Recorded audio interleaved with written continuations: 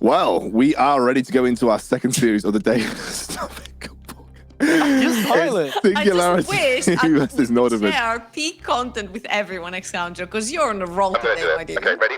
Good evening, everybody. We're here for the second series of the day, and it's going to be Singularity versus Nordavind.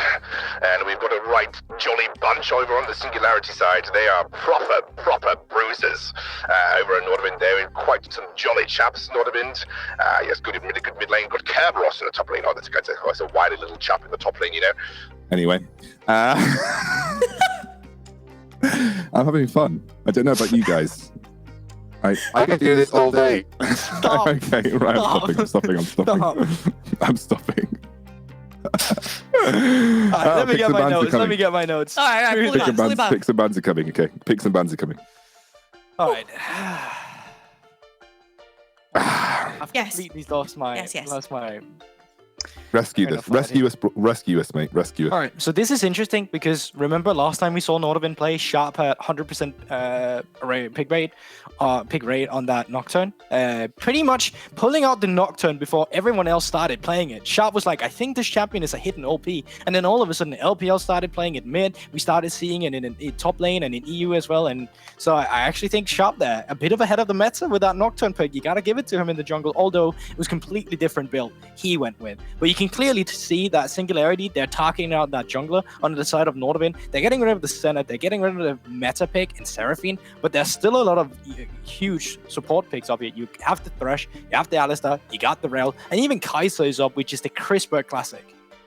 Crispberg, the Kai'Sa. This is the Crispberg special. This is the one and only. This is the 1v9 champion. You can see what the trends are. Singularity are banning top side of the map champions, and then on the other side, Nordavind are banning bot side of the map champions. Now, by locking in the Thresh, which has been perma-banned for the entire of the previous series, you unlock a lot of champions. Yes, you can play it with Kai'Sa, which is not as strong, but you can play it with something like an Aphelios that pops off late game that Crispberg also likes to favor.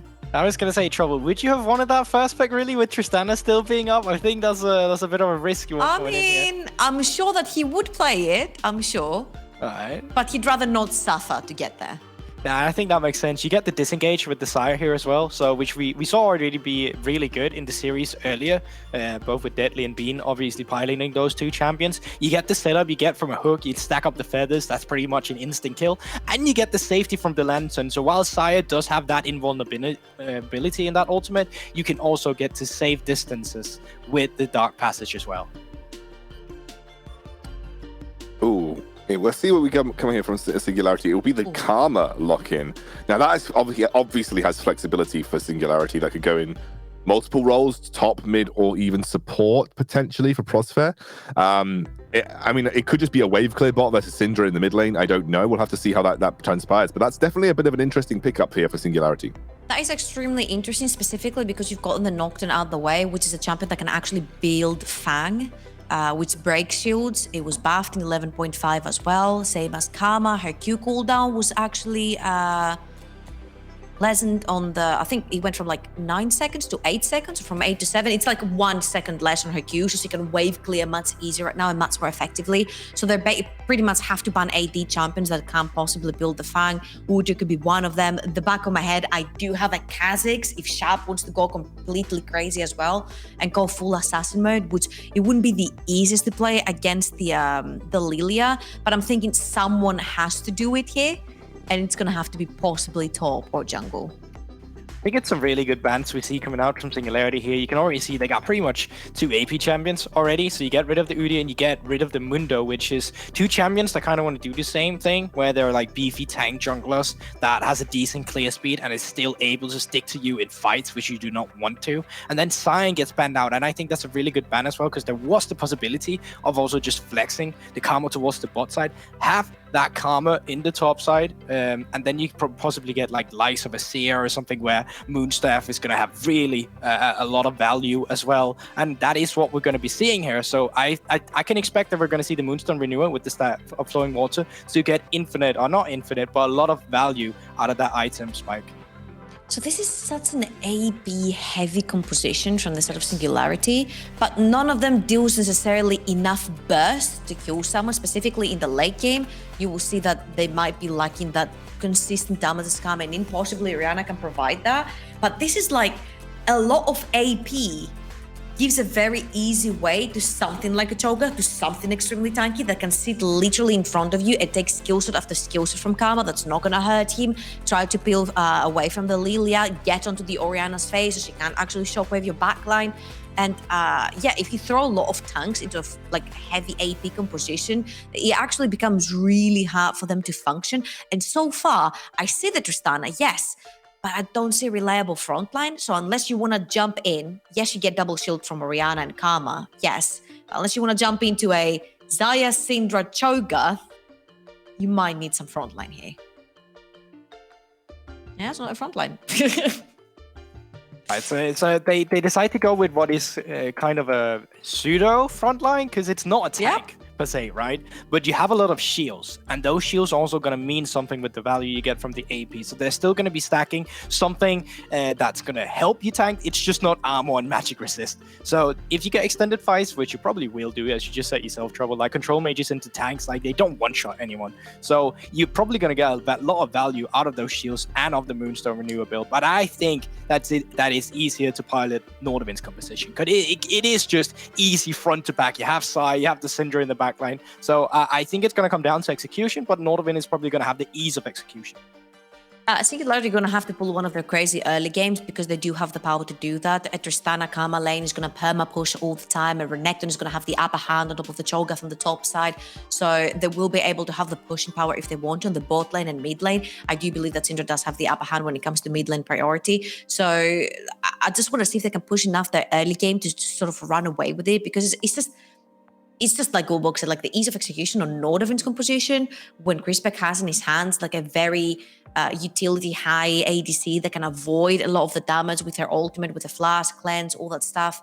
And then you have such beefy frontline as well playing for you, then it's gonna be really tough for Singularity without a frontline. Yeah, well, it's a split. You know, everyone's split the predictions realistically across the board here. Very close series nonetheless. The first draft is done. Going to hand it over to our boys on the casting desk to take us through. Thank you, Scoundrel. Hello and welcome to the Casting Desk as we're getting ready to go into our second series of the day, Nordavind versus Singularity. Orcs, talk to me about these comps. What do we like? What do we dislike here? I think Nordavind's composition, well-rounded. You've got early strength, mid-jungle's a powerful combo. You have strong AD carries, got a lot of safety in the late game. You got support. Thresh, who's going to be able to help out, you know, like Xayah and Syndra later on. Strong frontline in Cho'Gath. Like, I think that comp sort of ticks all the boxes in a very comfortable way. Singularity is a bit more out there. There's a lot of specific comfort picks. Lilia is a huge pick for Nulty in particular. It's something he's been regularly taking.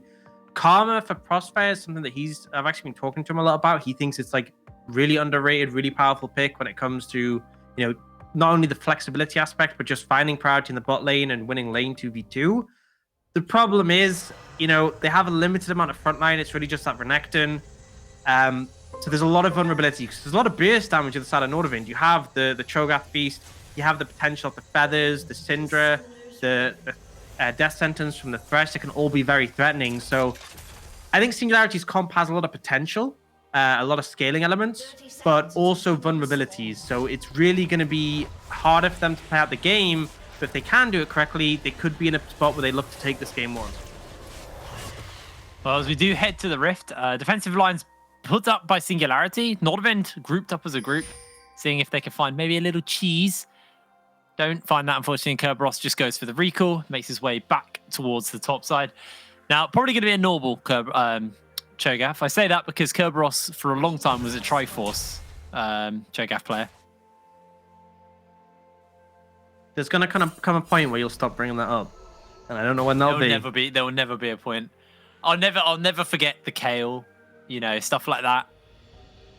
8 years in the future, when Triforce has been reworked, and removed from the game maybe, and Cho'Gath, you know, isn't even a tank anymore. He's got 18 dashes. Every time he autos, he dashes, and his ultimate is global, and you'll still be bringing it up. Might get Triforce this game, even though it's bad, even though this doesn't exist. And everyone will just be like, what? What is this old man saying? What's a Triforce?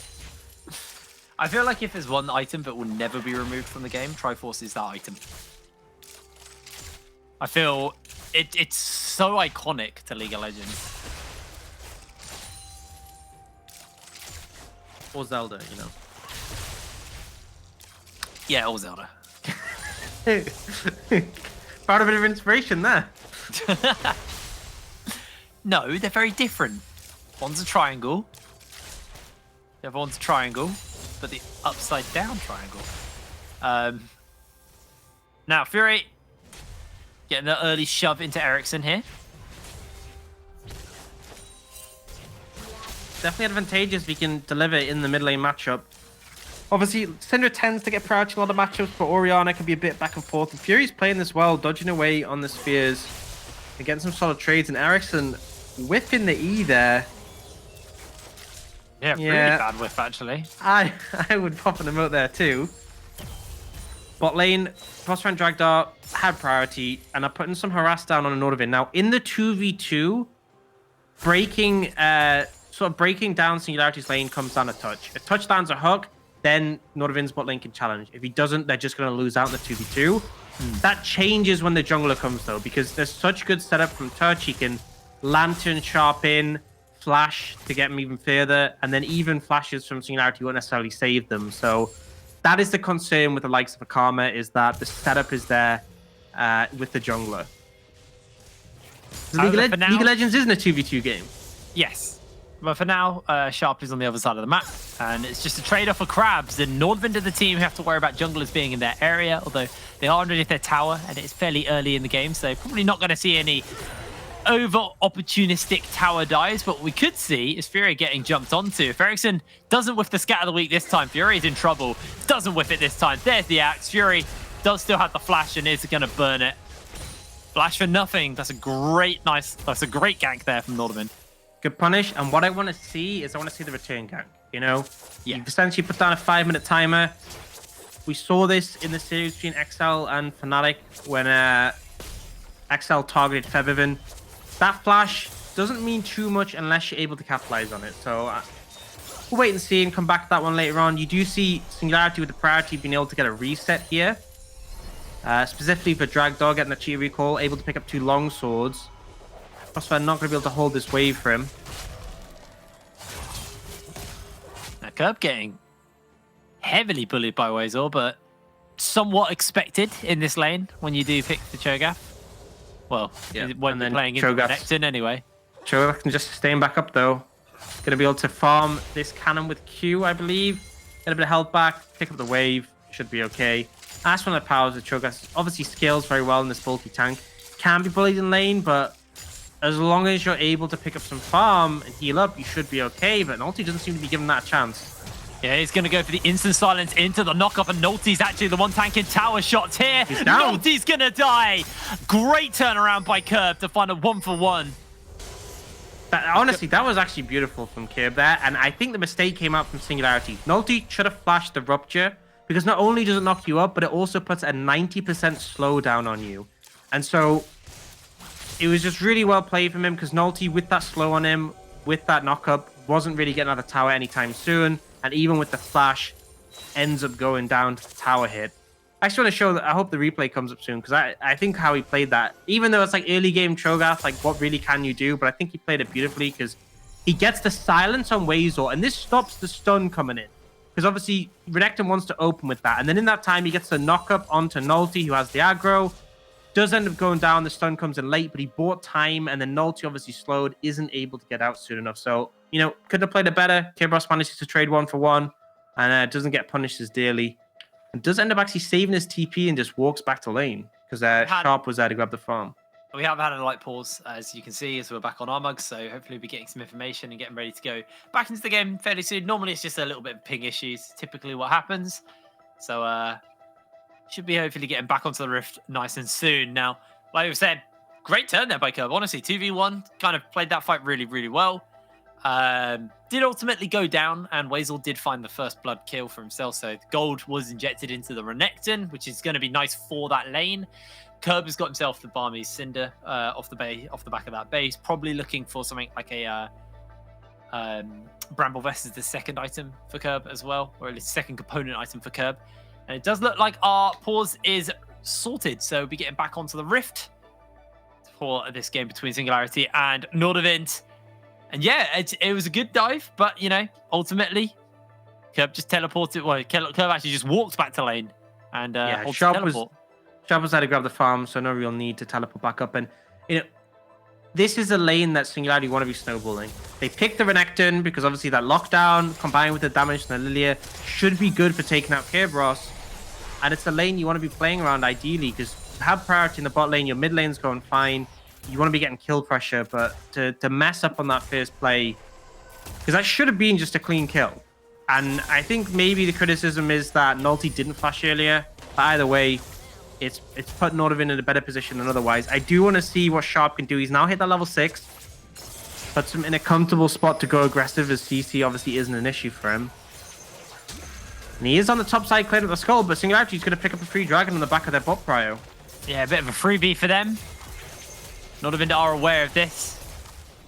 So they're just going to clear out the vision, and that's it. That's all they can really do here. Although Ericsson is coming back. The shockwave actually was thrown down onto the Olaf, so hooks can go a little bit wide. And Ericsson, looking for a scatter the weak, is going to connect it onto a couple of members now. Touch comes in for the flame. Nulty loses his life as Touch gets the kill. Prospect has to flash away. Nordavind do find themselves a kill as they trade it out for the dragon. Now Wazel jumping into Curb. Yeah, just able to put the space between them and does have that passive healing and the minions die around him, so he'll be okay. He's chilling. Oh, he's got honey fruit as well. He's got a stack already. Getting big. The Chungus is incoming.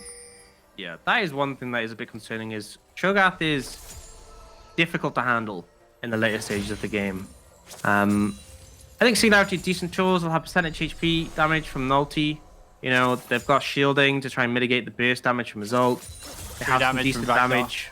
Yeah, they got some decent damage put out from him, but even so, it can cause issues. Especially if like you're forced into a position where you have to deal with Cho'Gath first. It can soak up a lot. He can soak up a lot of damage. Yeah, this is kind of why you pick this. Just to be that big beefcake on the front line. Just to eat everything for your team. But for now, Rift Herald is up, and neither team's really set up in the area, but Nordavind do have more vision around the area. It's not massive amounts, it's just a couple of wards. One up towards the top lane, and that pixel brush ward, and then the ward in the jungle. So a small trifecta, of wards. But Touch has moved over, Sharp has moved over, and that vision is about to grow substantially. Making the moves, and Singularity aren't even on this side of the map. I think maybe the decision as well. Maybe the decision here is to prioritize the tower itself. They do have a Tristana, and Dragdart is going to get a pretty big wave here. But I feel like any situation in which you sacrifice the Herald is a bold one.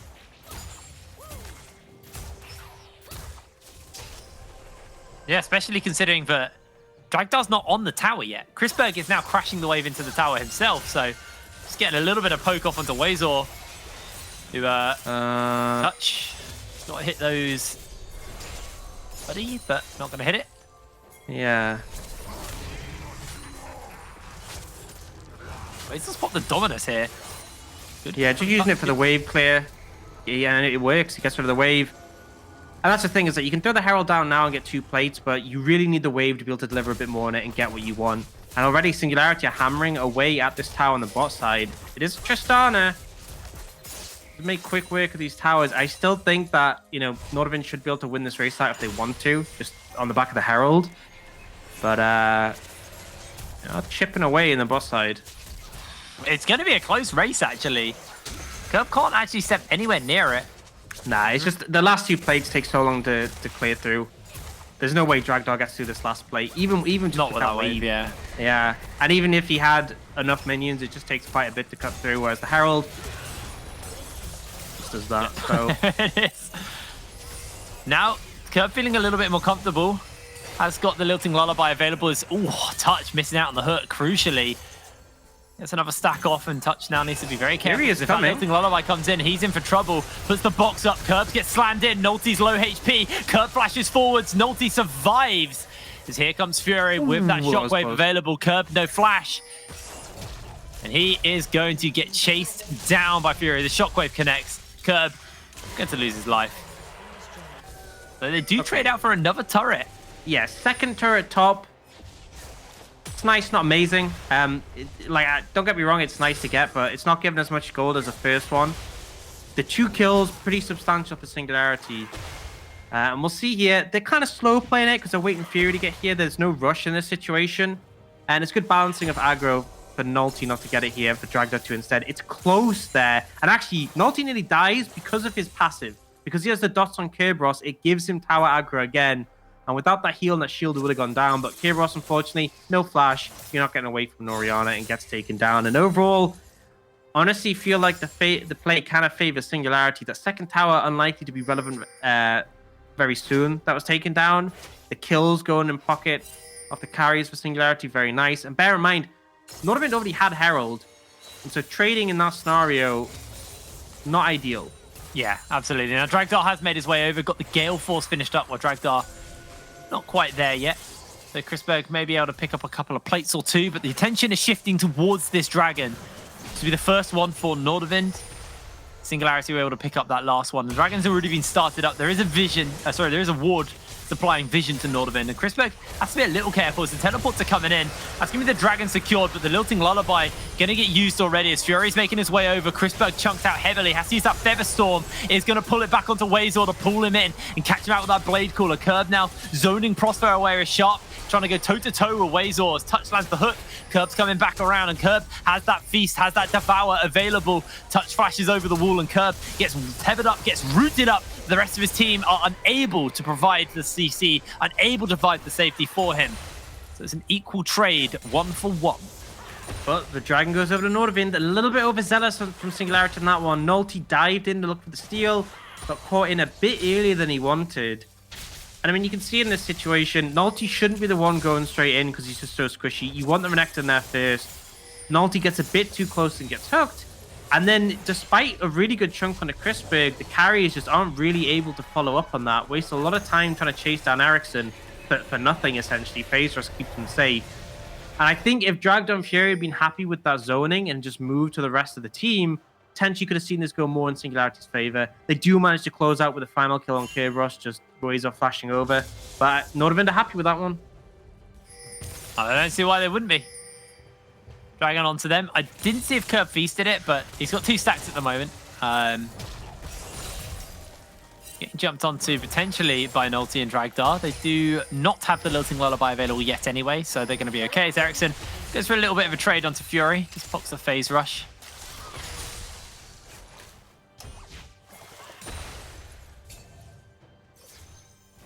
Rifteld, probably the next kind of key point we're going to see these teams look to play around. Both the AD carries are just playing away from each other. They are more interested in taking these tower plates than fighting each other. Curb going to get a stack for himself. I mean, he gets the feast stack, but also just getting CS pretty important for Curb, considering he's only on 70 at this point. Kind of being zoned off a lot more. I think that's a big difference as well, is that when we saw that topside play from Nordavind, Wazor got to clear out a couple of waves to buy time. Kerberos didn't. He just got zoned off. He never got access to that farm. And as a result, has fallen down. He's 2 levels down on Wazor, by the way. 1 and 3 on this Cho'Gath. Lowest level bar the support. And there's not much in it. As Shockwave's going to connect into the Unleashed Power as well. Ericsson's getting jumped onto. Has to flash away, but here comes Sharp. And oh no! Gets him with the Stride Breaker. Sharp now getting chased onto by Nolty, but he does have that Ragnarok available. He's going to pop it. The Tether's going to get popped, but he is going so low. He's turning it around. Oh my lord!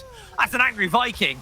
You can't disrespect the Olaf like that. Your ult doesn't work on him. Your CC doesn't work on him. And Sharp is really strong right now on that Strikebreaker spike.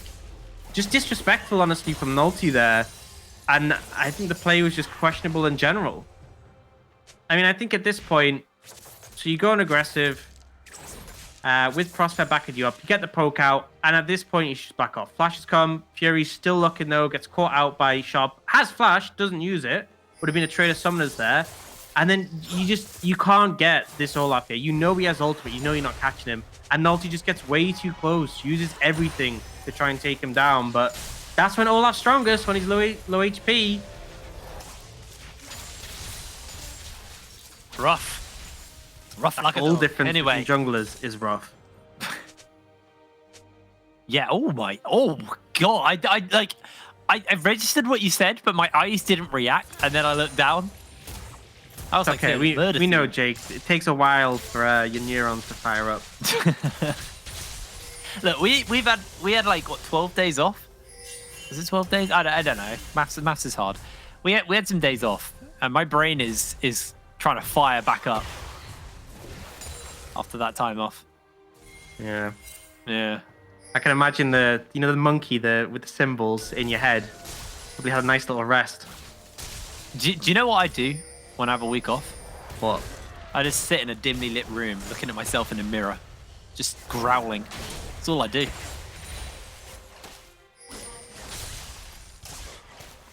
Okay. I'm glad you go with me on that one, Chief. Just It's just better to leave it. Let it hang. no, it's Let really you think not. about what you said. We could take over the world if you just spoke to me, Orcs. You know that, right? More fun this way. You should rather make me look like an idiot. Yes. And you make it so easy. I do. It's funny that. That's fine. I can't wait for Jamada to take your place next season. Too. He deserves it. He's been doing He great does. recently. He's been bloody smurfing it. Let's be real. Yeah. Anyway, 17 minutes onto the clock. The Dragon's gonna get taken down. Hey, I mean, Cho'Gath may Fine. still be level 9, but he's getting stacks. That's what matters. Maybe. Probably not, but, something. I think it matters. It You know, does this matter. game- if this but game does continue to go on, if it does continue to extend, he's going to get healthier. He's going to get stronger. He's going to be harder to deal with. And yes, but he's also 3 levels down. yeah, that will That be a matters problem. too. Yeah, that will be a problem. But big but, if he gets to level 18, then it doesn't matter. Oh.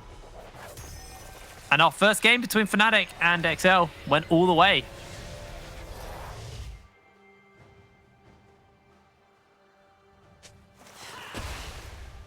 So let's say look at where we are item-wise right now, because Fury still hasn't finished up as Leandris. Does have the gold, so we'll get it on the space, but wasn't sitting on the component, wasn't sitting on the mythic until now, which is 18 minutes into the game, so quite delayed. While Ericsson has had his for a little bit now.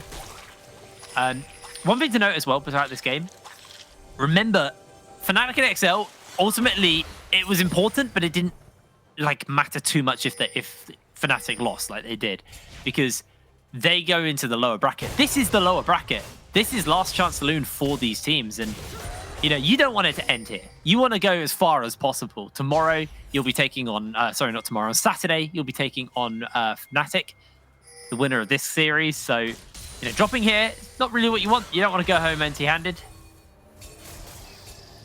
Yes, losing is bad. We can definitely agree on that one, Jay. You got the core on my point, I guess. It is impossible. It is just impossible. Hey, Max, can we switch color casters after this? Can we switch play-by-plays? Just get us You're not both. talking! You're just leaving me! I'm sorry, it's building suspense. Oh, God. Pretty big CS lead being built up between Crispberg and Dragnet. You can kind of see this is like the weak side symptom, right? You see that big CS lead between top laners and Kerberos crying his eyes out. But it does mean that Nordavind's carries are able to pick up more farm in return. And that's a pretty substantial lead between AD carries there. Crispberg already finishing his second item with that Essence Reaver, and he is going to be a real threat in these team fights. Yeah, he's going to be doing so much damage. Is The he thing is- equal in levels at least to Dragdar, unlike Curb and Weasel? So, there's a bit of swings and roundabouts on this. But you can also see Nordavind are just injecting all their gold into Crispberg. Yeah. He's able to strip away some of these jungle camps, getting as much farm as possible as the farm alarm goes off. That's what that's for. I thought it was for Nulty stealing away your blue buff. The buff steal alarm. That'd be pretty good. I think the thing is as well with this Xayah is that no one on Singularity can really withstand the burst damage from the feathers. Wazor's the closest. He obviously doesn't want to be taking that damage, but he can kind of like hold up. But the rest of them, like several feathers going through you will just decimate you. They're all squishy targets. They're all vulnerable. So makes it a really precarious one when it comes to these team fights. Now 2 dragons to 1 in favor of Nordavind. It's a minute and a half until that next dragon spawns. And this is kind of the point where you see teams wanting to contest. When a team is about to hit 3, that's where it becomes scary. They're on that soul point, 1 away from soul. You can't let them have a single dragon for the rest of the game. So I think we should see teams looking to set up on this one and contest it. I feel like Nordavind are in a better position right now. They're Olaf, super strong, 2-item spike, really powerful at this point in the game. Crispberg with a big lead. And as much as the Renekton is strong and powerful right now, Cho'Gath has managed to catch up. He has hit level 11, which is significant because you get that extra HP increase from the ultimate stats. Yeah, he's got the chem tank, so he's just able to kind of bolt towards people. But Rift Herald's going to get summoned here in the mid lane. And they're looking to try and crack open this turret, although honestly, Curb can get up behind it and take it out before he gets the charge off. Has not got the feast, actually, but it doesn't matter. Herald, desperation play. Does afford a little bit of space to Singularity before this dragon spawns. Because that was maybe a little closer than either of those guys wanted it to be. Oh my lord, Prosper! Yep. Yeah, I think that's dragon now for Nordavind. I'm not sure that's enough necessarily to call it, because, I mean, it's a Karma. Your job is to stand back and shield people. But it definitely is going to make things more difficult. And the thing is, who's going to face check? Only Wazor can face check, and even then, I'm not sure he can very easily. Looks like it is dragon. He's given up. I think Curb Flash Feast could be too much of a problem. As can we take a look at how much health Kerberos has got right now? Well, he's about to base, so it's about to get bigger. Well, it's actually no, he's not got that much gold, but he's going to buy some items. Maybe increase that health somewhat. Nope. No, just resistances. I suppose like 3k already almost. Yeah, it's decent. 9 feast stacks actually. Yeah, that's quite. like, that's a lot. Considering, you know, he's had a hard time of it as far as the farming department goes. For him to have 9 stacks at this point, pretty decent stuff for him. He's just been able to pick up so many neutral objectives. He's got that Rift Herald feast. He feasted on the dragons, obviously kill as well, and the minions. Didn't get but yeah, he's on the kill though, but he's doing pretty good. Yeah, he is pretty strong, and I mean, if he keeps getting those, he will become a problem in the later stage of the game. I mean, we already have the low Dominix coming out from Dragdar, but that doesn't suddenly turn Cho'Gath into a squishy. It just makes it easier for you to kill him. Yeah. You obviously have that Kraken Slayer as well, so you get that a little bit of true damage from the Kraken Slayer. So it does help. But the difference is if we take a look at Dragdar's items to Crispberg's items, Crispberg now working on what I assume is going to be the Infinity Edge next. So with the Essence Reaver Infinity Edge, the damage versus these squishier members is going to be much more substantial from Crispberg, while Dragdar's had to itemize to deal with the front line. So we'll feel it a little bit on that front, as Nordavind are looking to get control around this Baron area. And I genuinely think it's going to be something that they could actually cut through fairly quickly, especially when the Curb makes his way over and you have that basic second smite, or empowered smite almost, from the Feast. Yeah, it makes it difficult to deal with, honestly. There's really not much you can do, and it means there's no longer a 50-50. Typically, you have a 50-50 situation, so you're like, yeah, you can kind of flip it and go for it. That's not going to be the case. Nordavind will have vision control. Nordavind will have a smite. Nordavind will also have Curb. So they're happy to start this one up, and it's up to Singularity to come and check this one. And they can just have Curb tank. Or not. You're going to send out the Swirl Seed, but it's going to hit the wall. Oh, no, it hits onto a couple of members. Ericsson and Crispberg get hit by the Lilting Lullaby, but I think that's too late. Baron is secured as Crispberg takes the Lantern, but here comes Wazor, actually. Nolty's trying to turn around. Great Featherstorm, though, trying to buy some space as he pulls the feathers back, and Wazor will take him down. It's the shutdown, actually, for Dragdar. Everyone else is just going to get their Baron recalls out of there. The bot lane are sacrificed for the Baron Nashor. That's still weird. That's fine. that's still worth it for Nordavind. Like in terms of gold, you're still coming out ahead. In terms of the fact that you have a Baron buff as well, you're gonna be able to trade up in that scenario. It was just too slow of approach coming out from Singularity. Touch did a good job of slowing it. It's actually a miss on the eat there from here, but they get the Baron, they secure it, they get away, and this big divide comes in. Crispberg does end up going down here. And you can see Ericsson's toying with the idea of going for this one, but besides that, I'm just going to recall. The rest of the team's recalling. Crossfire wants to stop the recall, but if he face checks there and gets one hit, not going to be a fun time. And so they end up only getting 2 kills, and Nordavind got to be pretty happy with that one. Singularity kind of caught sleeping there. And I think this is one of the issues with the Karma, is that it's very difficult for you to ward as a Karma. In normal situations, you want to ward with your jungler, right? Yeah. And you can have your jungler face check for you, and then you follow up and you ward. If you're playing something like think about Olaf Thresh. Olaf really tanky, can't be CC'd if he ults, and then you have a Lantern to get you out, and Thresh is also kind of tanky too. You look at Singularity, if Nulty goes in and face checks, he's dead. If Prosper is with him too, he's also dead. It's just so hard to do, and that's one of the big reasons why when they removed the Sightstone they had in jungle items, that's why like range supports have really struggled to find headway in the game. Because at the end of the day, if you're warding and you can't face check, you're pretty doomed. Uh-oh. Speaking of doomed, Ericsson's used the scatter and Wazel's going to dash onto him. The flash comes out. The Swattle Seed hits the wall and Ericsson gets away from that one. Only just though. Flash down now. Dragon up in 20 seconds. You got flashless Syndra, flashless Crispberg. So the carries are somewhat easier to get onto. We take a look. Dragdar has both his summoner spells available. Nulty, same for him, so he can get that flash Q off.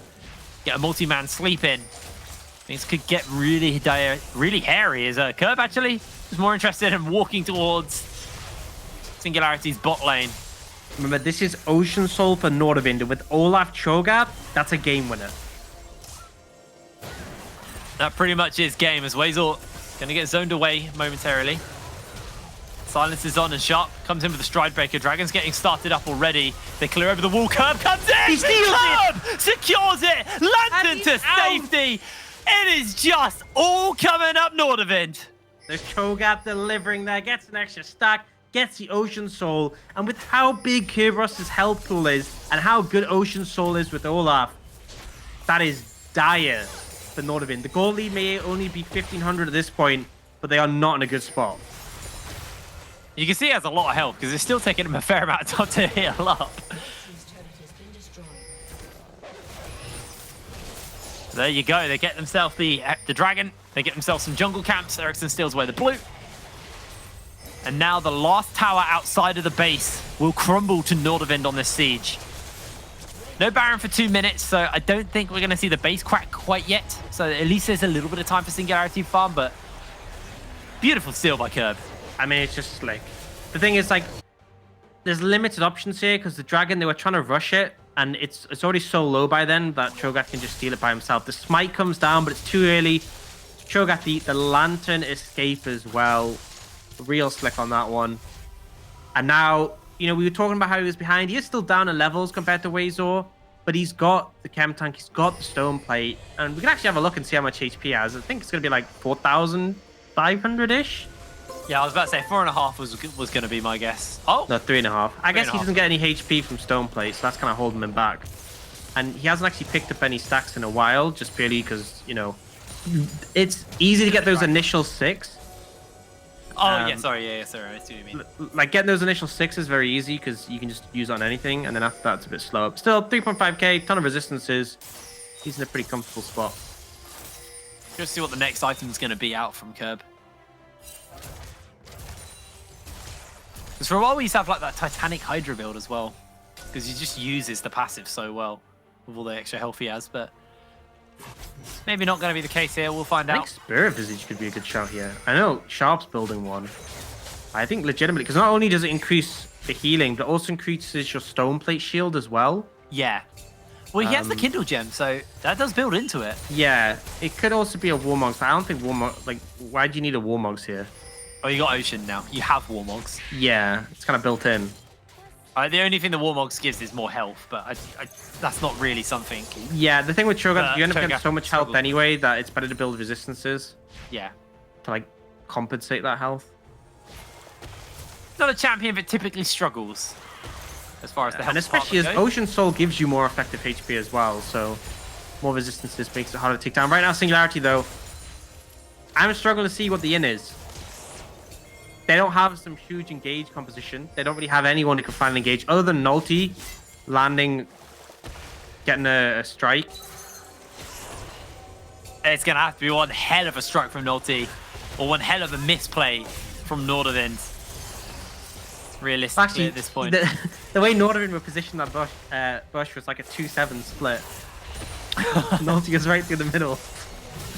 Oh, they find the knock-up. They do get a shockwave off into the backline. Wazor's trying to assassinate Chrisberg, but the box just shuts him down in his path. The bowling ball hits onto the minions. Curb just going to buy time as they take out the Crocodilian, and Curb stone plates on. He is actually going very low here, so will just about survive. No, the burn from Nulti is enough to get the kill. Sleep. And now they're finding the sleep onto members. That might be that opportunity. Ericsson has to stopwatch, and Dragdart just firing away, but Chrisberg still got a lot of health to work with, and he is just cutting through health bars. Prosper and Fury, the only one standing, and Sharp will chase Prosper down. Has to force the flash out. Nordavind find themselves the team fight win. Getting hypey there. Thought Dragdar had it, but the feathers come down and Chrisberg shuts him up. Honestly, feel like as far as that fight went, that seemed like a decent fight for Singularity. But the goal difference and the Ocean Soul just mean it was kind of a bit unsurmountable at that point. Well, I've been paying a lot of respect here. They have the smite. I think they might be waiting for the TP from Kerberos. They don't want a coin flip against an Orianna Shockwave. So they'll just hold it here. It's at 2k HP. You can't Shockwave from there. It's going to be smite, beast. Ericsson gets it. Well, Oh, it could have been stolen.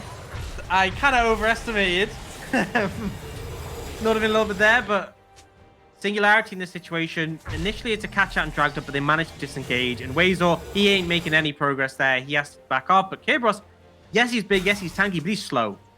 And I don't think he appreciates how far away his team is quickly enough. The root comes in, and he just gets locked down, and Lord Dominic's doing work to cut through him.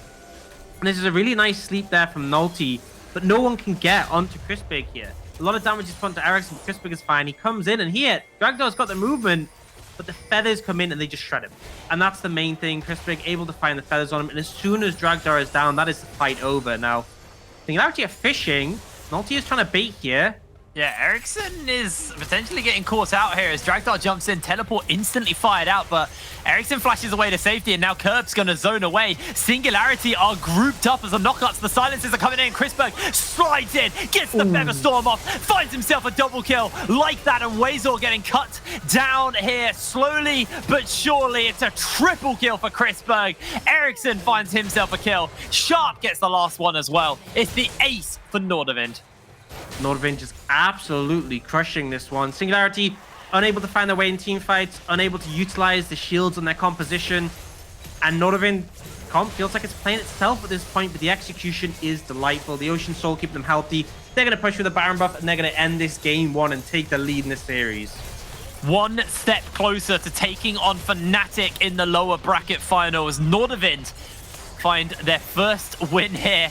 Taking a quick glory kill on to Prosper, killing the KDAs. 34 minutes on the clock. Nordavind take game number 1. Pretty decisive one coming out from the start of Nordavind. Olaf getting strong. Just absolutely massive. As soon as that happened, it felt like the game was in a rough spot. The only person who's really struggling on the side of Nordavind was Kerb. And again, he's playing weak side. He's playing Cho'Gath. He came back in the game. And then we kind of ran into some problems with the composition from Singularity. They didn't have a good option when it came to face checking. No one could really step up unless they brought Wazor. And even then, Wazor wasn't exactly invincible by any means. He was still getting chunked out if he tried to face check. And I just felt like when it came to team fights, it was just so much easier to play that composition for the side of Nordavind. They didn't have a great engage tool other than just trying to get the sleep down. And it felt like there wasn't too much synergy between those factors. You know, you need someone who can dive in. Someone like an Alistair would have set up the Orianna better. It's felt a bit disjointed, not just in the composition, but the play as well. Well, Nordavind take game number 1 in this series, but there's still 2 more to go potentially, so we're going to throw to a break. We'll see you in a second.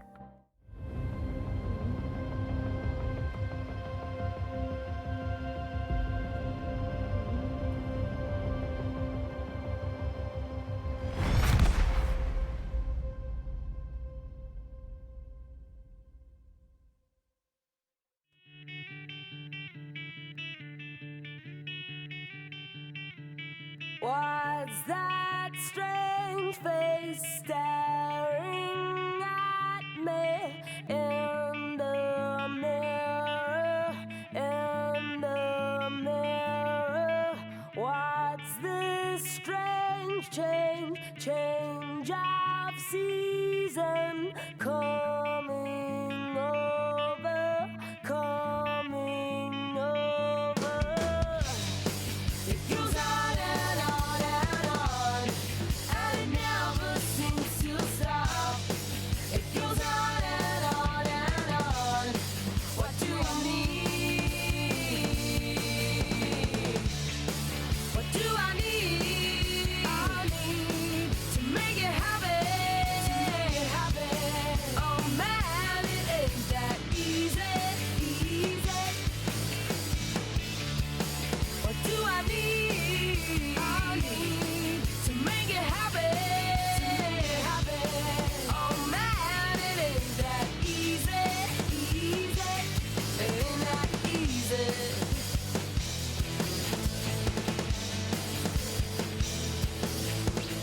Maybe all we need is a change of scene, change of scene. Maybe all I want to have is change from me, change from me. It goes on and on and on, and it never seems to stop. It goes on and on and on. What do I need? What do I need? I need to make it happen. To make it happen. Oh man, it ain't that easy, easy. What do I need? I need to make it happen. To make it happen. Oh man, it ain't that easy, easy. It ain't that easy. It ain't that easy. It ain't that easy. It ain't that easy. It ain't that easy. What do I need? It ain't that easy to make it happen. It ain't that easy. Oh man, it ain't that easy. It ain't that easy.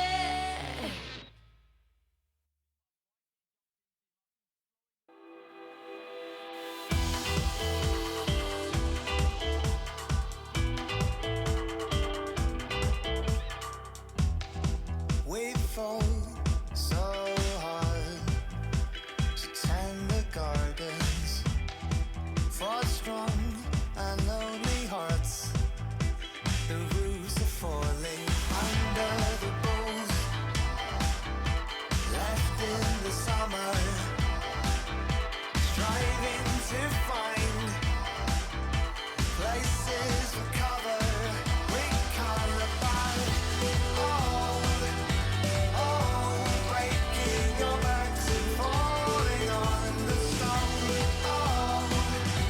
Out on my own.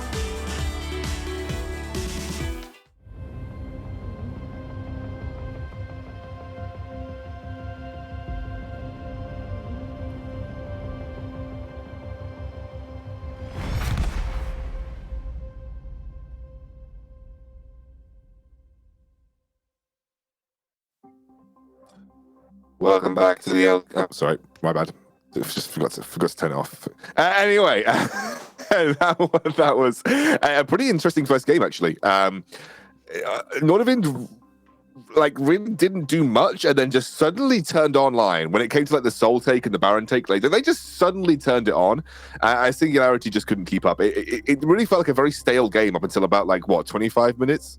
I'd say this was just a standard Nordavind game. Like we know them as the teams that's only willing to fight around objectives or the setup for objectives, and that was very much what we saw again. Like Sharp, on the contrary, on this Olaf, he can ban away the Nocturne, but damn did he pop off. Because usually when Nordavind sets off objective, they're like, we do this as the team, we just come in with some wards, we get the pick potential with the Thresh. Nah, get that out the window, alright? We get that Olaf, just run at them, kill them all, and that's just a free Drake setup.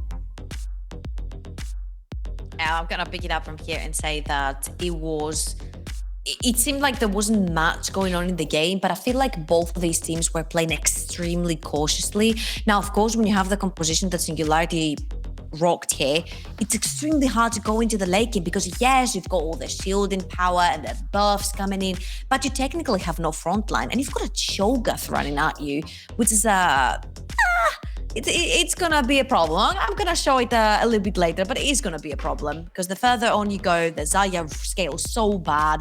The Cho'Gath is only gonna be scaling infinitely pretty much with every feast he gets, and he was even able to, yeah, that was very cheeky. Get in, eat the dragon away, lantern out. Curb stuff. Curb stuff, just curb stuff, everyone. Of course, we have the second game coming relatively soon, but I believe we've switched over professors for our drawing board segment. So I think we're actually going over to Trouble. So Trouble, which play specifically did you want to break down here? All right, so this is pretty much the last play before Nordavind finally realized how strong their composition is. They crush the team fight and end the game. So if I start playing this, you will see that. What color do I have? I have blue. You know what? I'm just going to change it. I'm going to make it orange for you guys. So there's two people here and one coming over here. And then you've got Ericsson all on his lonesome right here while the entirety of Singularity are right in front of him. Now, of course, if we continue playing this, Ericsson has absolutely no idea where the rest of Singularity are. He doesn't see them on the map. Complete chaos. They're all bunched up in here. The very key factor is that this guy has a Banshees and he has his flash available. So as you see this playing, he's going to try to push here. And the very clever thing that Singularity does is break the shield with a Karma Q first. But that gives away that the entirety of the team is in there and Ericsson is able to sway the fight really easily. The only thing that can hit him and stun him is if Wager has flash, but as you can see on the map, he does not. The only thing that can actually get him is that long-range ball coming at him from the Lilia, which he very, very eloquently flashes away from. And now, this is where the magic happens, right? You've got your lads, all the lads right here. They've ordered their drinks. This guy walks in and wants to touch your ADC. What do? Absolutely F all, because this guy is monstrous. He gets the knock-up, he eats your support, he eats your ADC, he eats your game, and Nordavind from there on out take the whole game.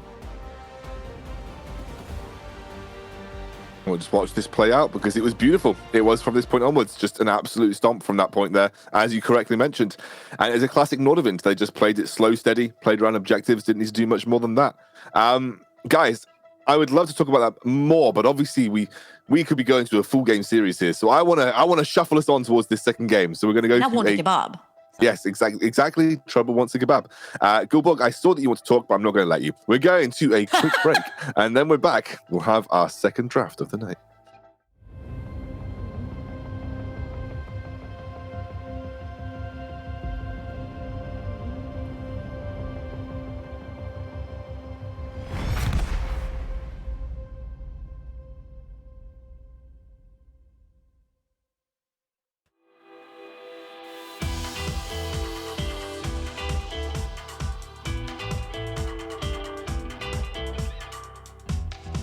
Wait for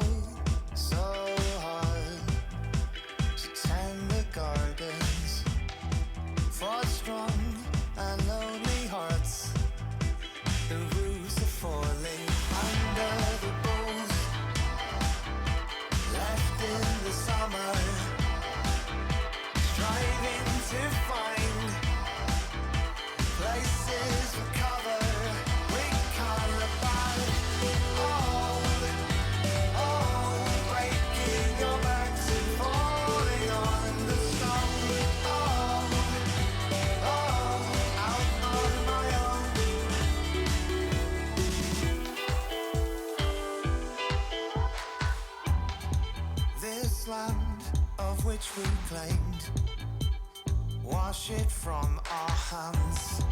Don't flinch or move a mile. It's safer for the houses are proud. We'll live near the forest. Say all your prayers. Ears to the ground. We can't look back. Oh, oh, breaking your backs and falling on the stone. Oh, oh, out on my own.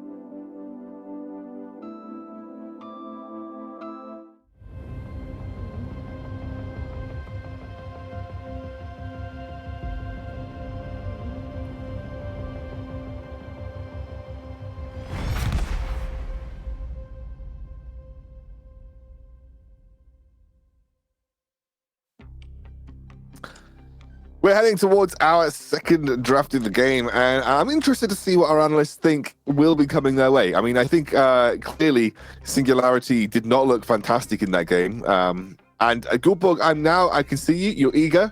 You want to? Yeah, I see the little head nod there, the stare into the He was camera. eager before, but you just didn't let him talk. All right, I'm gonna properly introduce him. Ready? Okay, ready. All right, coming in from the depths of the analysis here at the NLC, we've really wheeled out a special one for you here on Prime Time. It is the man from Denmark, and if you don't know, Denmark conquered us many years ago, so they've got some good heritage there. So the man from Denmark is coming in, some absolutely fantastic analysis. So we're going to give way to the floor here over the next few minutes for the dulcet tones of Goldbug. Oh, the more and more I listen to you, you sound like a pilot from the cockpit who's giving Oh, too bad we information have over. draft Goldbug. You can't speak again. Yes, because I want to talk about draft. I want to see Alright. the adaptation from Singularity, because I thought that they actually did a good job with what they had drafted for themselves in the previous game, but I just think that it was too hard for them to actually come out ahead in a competition that was way easier to snowball with than it was for Nordavind. I know Singularity has a really good team who's who's able to do what Nordavind is doing. I would compare these two teams with each other. Like they're bot lane centered, where you're able to have like maybe the jungle is a bit different. I'd say that Nordavind Sharp is doing a bit of a better job, but that doesn't change the fact that if you just put your eggs towards the bot lane basket and you have the better setup around objectives, because that is what these two teams are going for, you can come out ahead. So I want to see these easy to execute composition for Singularity, where you have the power pick for Prosper, where he gets either the rel or the counter pick for his support and touch. I would call these two teams very edge of the map centered. So basically, you've got two very strong top laners on the top side of the map, and then you have the bot lane that you play from. And I feel like that the jungle mid duo is sort of facilitating for both sides, depending on what you want to play for. But at the end of the day, it's always Grisberg for Nordavind, and it's always Dragta for Singularity that's going to step up and add a little bit of Kerberos in there, add a little bit of Wazer in there. It's sort of like the condiments that you want together with your food. And of course, you've got the chance to get the Thresh again. He had pretty good hooks. He had really lovely lanterns. The lantern in to get Kerberos out right after he stole the Drago was pretty class as well, so why not? Adaptation has come through. Now We're running it back.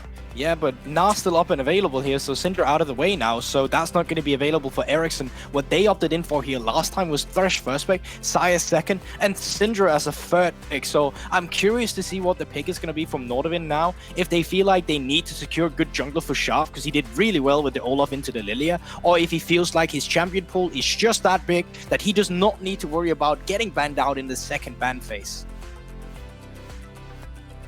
That's the Na. And that's the night. Blind pick, something that obviously was big for the Fnatic XL series. And we'll see how Singularity choose to respond, whether they think that... Vazor is I know I've said this a few times, but Vazor is a guy that will pick Camille, right? Vazor is a player in the top lane that will legit just pick Camille and go ham and look for the 1v1. But it is the Bard that gets locked in for Singularity. Prosper's Bard coming in. Okay, this can work two ways. Because the Tristana lane is pushing a lot, you can use the Bard as sort of a poke tool together with your Tristana to try and poke the lane down and win, sort of like they did with the Karma to try and get Prior. I didn't see much Prior when they had the Karma in the bot lane. It was always Grisbeck and Tuts pushing against them. And here, if you want to play for your bot lane, you've got a Tristana that's going to be perma pushing, but your Bard roaming. So I'm not very sure about the synergy right there and the Bard being locked in. Yes, I understand you want to roam together with your Lilia, but you've got an ADC that's like perma pushing down the bot. So I want to know what Singularity has in mind right here looking at the Bard. And there we go. Olaf is getting pinched out here. And as you said yourself, Bad, like, especially on two teams that's so objective focused as these two teams are, you can either use the Bard ultimate on the objectives if they are being started, which is going to give you a bit of extra time. And it's also going to stop Herald charges, which is something we both know these teams like to rotate up for. I'm curious to see what they're going to opt in for the top laner here, because I don't think you need to pick your mid laner unless you want to have priority on a Seer or Victor, who are two of the control mages that are back and still available in the meta here. But you're actually opting in for the Tristana in a solo lane and putting Jhin back down in the bot lane. Now that makes much more sense actually, because Jhin is a little bit further back. He has his grenades to farm with. He has his root to farm with. It's much easier rather than leaving it to Tristana that perma pushes down the bot lane. So I do like this more. But means that the Tristana lane can actually snowball. You can play for the Tristana lane together with your Lilia. You've got the setup, because Lilia doesn't necessarily have an easy setup pre-6. But now with the Bard running from lane to lane to lane, you'll be able to do that much easier. Oh, and you know also what Jhin is not very good at killing? Tanks. Yeah, and Cassiopeia gets locked in here as well, which is an interesting one. Let's see how Singularity decides to round this out. If that could be just Gragas top lane. For Vazor, we know he likes to play it. I really think they need frontliners. I look at that composition of Singularity, I'm like, yeah, that's great. You got 4 power picks and ranged here, but you need someone to frontline with who's going to be your front-to-back team fighter, if that's what you want to opt into. On the side of Nordavind, you both have some disengage with Lanterns, with the Cassiopeia ult, but you also have that engage or the pick potential with the Thresh and with the Na. I think there's a lot more pressure. Or it's easier for you to play that kite back. Singularity really needs to play with their range if they want to get going, or else it's going to be kind of hard for them to play again, because it is easier to play Nordavind's composition, in my opinion, once again. I have a feeling that Nordavind really smurfed this draft right here. it is just so hard for Tristana to play against the Cassiopeia. You've got the extra healing from the Cassiopeia. You've got the grounding from the Miasma. Literally the only reason why Tristana is so strong, she gets that level 2 and insta jumps on you, getting a huge chunk from you, getting your ports very early, and then perma pushing you to the point where you have to use so many resources to push the wave, where you run out of mana, you run out of HP, and if you push too much, she will have the edge to kill you as well. Now with the Cassiopeia and the Miasma, Tristana cannot necessarily do that, and they have a Mundo running in who's extremely strong. Jhin cannot necessarily deal too much with him, and now you're lacking consistent AP damage as well, because Lilia will not provide too much of that later into the game. So I think I'm going to side with Nordavind here, even though I have gone for the 2-1 for Singularity. This is looking like a 2-0 for Nordavind. I think most people call this an incredibly close series, but Nordavind especially looking to step up and make us all look a little silly in that regard and trying to go for the 2-0. Let's see what happens when we get to our second game in the series. It's going to be Heparin and Orcs, as usual. If that does happen, Excoundrel, actually me and Gulborg are actually not going to look quite so silly. I predicted this to be a 2-1 Nordavind win, so if they get a 2-0 here, I'm happy. I'll take that. I'll take that. I really like what Nordavind put together as well here. I think they've got a really nice comp put together. They've got, an annoying front line to work through, and then you got the Cassiopeia kind of giving zone control with that Miasma and just the ultimate as well. Liking what they've got here. I think this is a really nice team comp. And again, I feel like the burden of execution is on Singularity for this one. There's windows in which I can see them winning it, but I feel like they have to play it better than their opponents, which is always a big task, especially you 1-0 down in a series. They are trying to go for some level 1 cheese once again. Bod very effective at this with his stun. Gragas as well, but ward's been placed. Nordavind backed up. They're very well aware of this and won't get baited out. Not scared to fall victim to this one. As is the Omni Stone for Wazel. I actually forgot what that rune was for a second because it's been so long since we had it, I taken believe, once in the UKLC, this split. But yeah, it's been a while. It's interesting to see. It's kind of like you play your own mini game when you get the Omni Stone because you get your other runes. Sharp and Ericsson going to make their way through and just clear out this vision. So no delayed invade from Singularity. Nordavind playing At this least in defensive our game, division. clearing out the jungle. Things are safe, things are fine. And again, I think if Nordavind play this one as they did last game, they should be in a very comfortable position.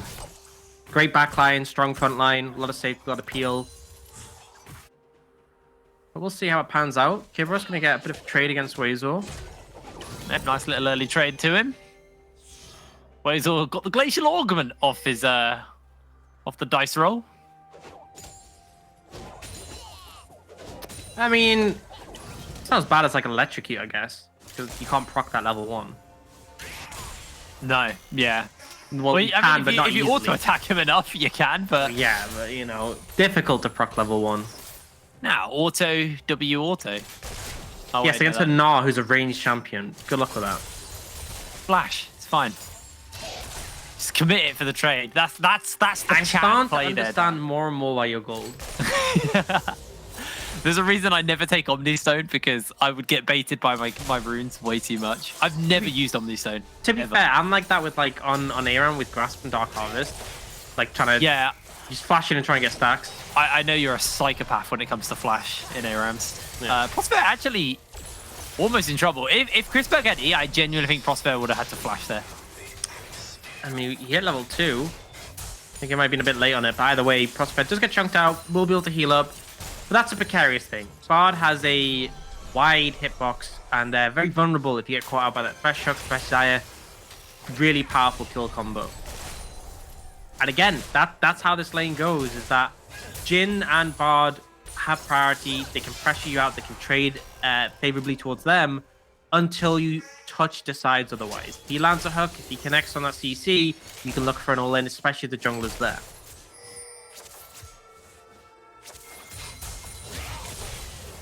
Things are coming down. Actually, it looks like Sharp might be making a play towards Fury, although Fury does have his W, so looks like it's just a quick help with the reset of the lane. Nolty's Nice, in the just area taxing as mid. well. Just wants to farm. Both junglers. Guys, Mundo give us goes where Mundo pleases. Give us your mid farm. We are more important. think Fury's actually able to deal with this wave fairly easily. And did he cancel the base? Oh, no, he didn't. Okay. Ericsson held his nerve.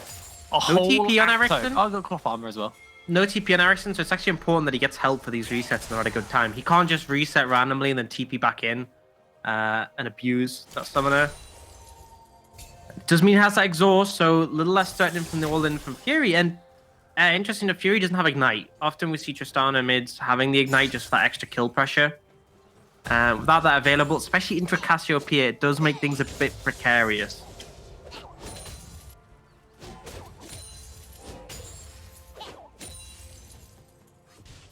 Going for the cloth armor and the amp tome. So to me, signals we're going to see a very early Seekers from Ericsson. That plus the exhaust means it's going to be quite hard for Fury to all in Ericsson and find that kill. Once those items are completed at least. And Thanos Seekers is pretty strong right now. Especially when you're dealing with Tristana mid. Get a good amount of value from that. You're able to clear out Honestly, you could just go Seekers, Vid, and Barrier. That'd be pretty broken. Yeah, he genuinely could actually. And there's AP threat and ulti. Whereas Yeah, I'm no. not having a fun time in the top lane. Out of mana, fortunately, Cave doesn't have that issue, and it's just been harassing him down. Yeah, Weezer Kurt's really got wants to get a pretty- reset out. He's built up a pretty large CS lead for himself as well. That's wave as well. It's starting to get a little scary for Wazer in this top side. Gragas tends to be better in the melee matchups. Obviously, the body slam just makes it difficult for him to deal with. He's not awful into range matchups because you still have abilities to farm with and you have sustain, but he's not great. And yeah, Wazer is just struggling. Obviously, has been using abilities to farm with, so he's out of mana. Until he can get a reset off, he's struggling. Maybe we see one after this, so maybe they want to take the dragon and then he can reset and TP back up, but they don't want to do that until dragon's down, just because obviously then not having TP when you're going for that objective is a bit risky. But again, could just be holding on, does not have that ult. You can see Nordavind posturing with Sharp up there. Could potentially look for a dive. Could The mana is the hasn't big got thing. level 6. I feel like if he had 6, this is just a freebie. Although Curb He's has mega 6. And yeah, Wazel, you're probably in trouble, my friend. Goes for the belly bop, goes for the cast, tries to slam away, has to flash out. They get the boulder toss off, and here comes the swirl seed into the lilting lullaby. The Narbar's going to time out in time as well. Curb goes for the Nar back, but now he is out of time, out of place to go. Gets the infected cleaver from Sharp to slow him down, but Curb has to flash. Wazel played that very well to survive. Yeah, he was kind of forced in that situation to go aggressive before they had tower aggro. If you wait, you're just going to die in a stun combo from the Gnar. And did manage to navigate that one well. They weren't able to get a kill on the back end, but Nalty forcing the flash from Kerberos means they're pretty even in terms of summoners and mid lane. We see Fury playing with fire a bit there, but does manage to turn away from the Cassiopeia ult. Let's get that one essentially as a freebie. He's on an okayish cooldown though, so Ericsson should feel comfortable. Didn't burn any other summoner spells. Now has that Seekers. Got a Sapphire Crystal and another Amtome, so building towards that lost chapter. So just trading the R for the W. So not awful for Fury, but maybe didn't get quite as much as maybe he would have liked to. But this top lane deficit is starting to grow more and more, even with everything that just went down in the top side. Curb is still up pretty heavily, 30 CS almost, well, just over 30 CS actually. Has got himself the, is it the half-bound axe? I can't remember what that one's called. Oh, yes! Nailed it.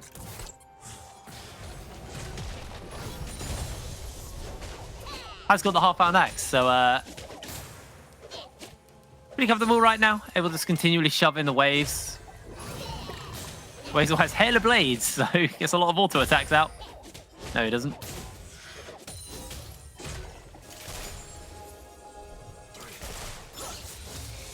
And it's pretty slow altogether. Would you see Nalty has pulled up a bit of a CS lead, as expected from Lilia, who can clear really well. Nordavind just going to pick up this Herald here. And here's an interesting one for you, Jake. All right. So we saw XL beat Fnatic, and Nordavind were in the same group as XL. If Nordavind win this, I think we can firmly say that their group was the harder group. Yeah, I'm not going to say that because I feel like the teams always assume it's them. Now, Nulty actually looking to jump in. The Lilting Lullaby is actually timed really badly for the Cosmic Fate. It's Chrisberg, though. Uses that Feather Storm to buy a bit of space, but Dragdar will get the final shot from the Curtain Call. 4 members pulled down to find those 2 quick kills. Timing potentially a little bit off, but the execution was still there. The Lilting Lullaby hard to escape, as is the Curtain Call and Tempered Fate from the Bard. So everything just being thrown at the bot lane of Nordavind means they're able to pick up a couple of kills and some damage on the tower. And in the meantime, Weasel's fine here, just defending.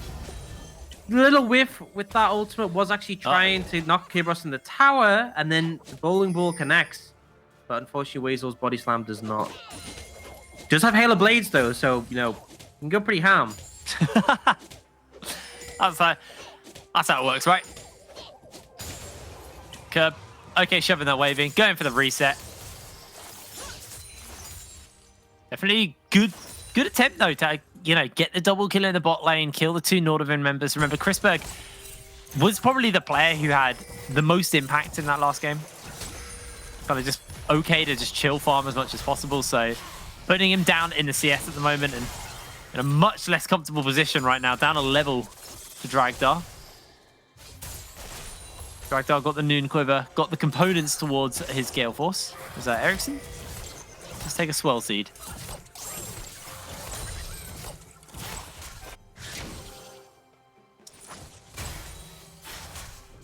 Second Dragon Spawn and 2, and honestly, I feel like Singularity can just pick this one up pretty freely when they want it. They have decent vision control over it. It's more so that Nordavind just don't have any vision at all in the river. They have priority in the bot lane. Reset just came mid, but Fury's TPing back in and should just be able to shove the wave in. So I think Singularity's to take when they want it.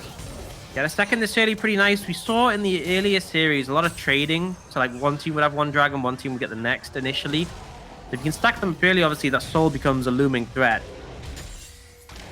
It was the looming threat in the Fnatic game as well, which they did lose. XXL were able to pull that back and get their hands onto that one. Last game, it was an Ocean Soul. This game, not going to be an Ocean Soul, as it is already picked up. Well, the Ocean Drake is already spawning up as Chrisberg. Yeah, a little poke into him as Nulty secures the dragon. We're looking at an Infernal Soul in this game. Honestly, as far as souls go, that's a pretty damn good one for Singularity. A lot of good utilizers from that extra burst damage. And that trade that came out, just Crossfire, lands a slow, lands a stun, follow up from Dragdar, forces Nordavind away. They're going to be able to take this tower.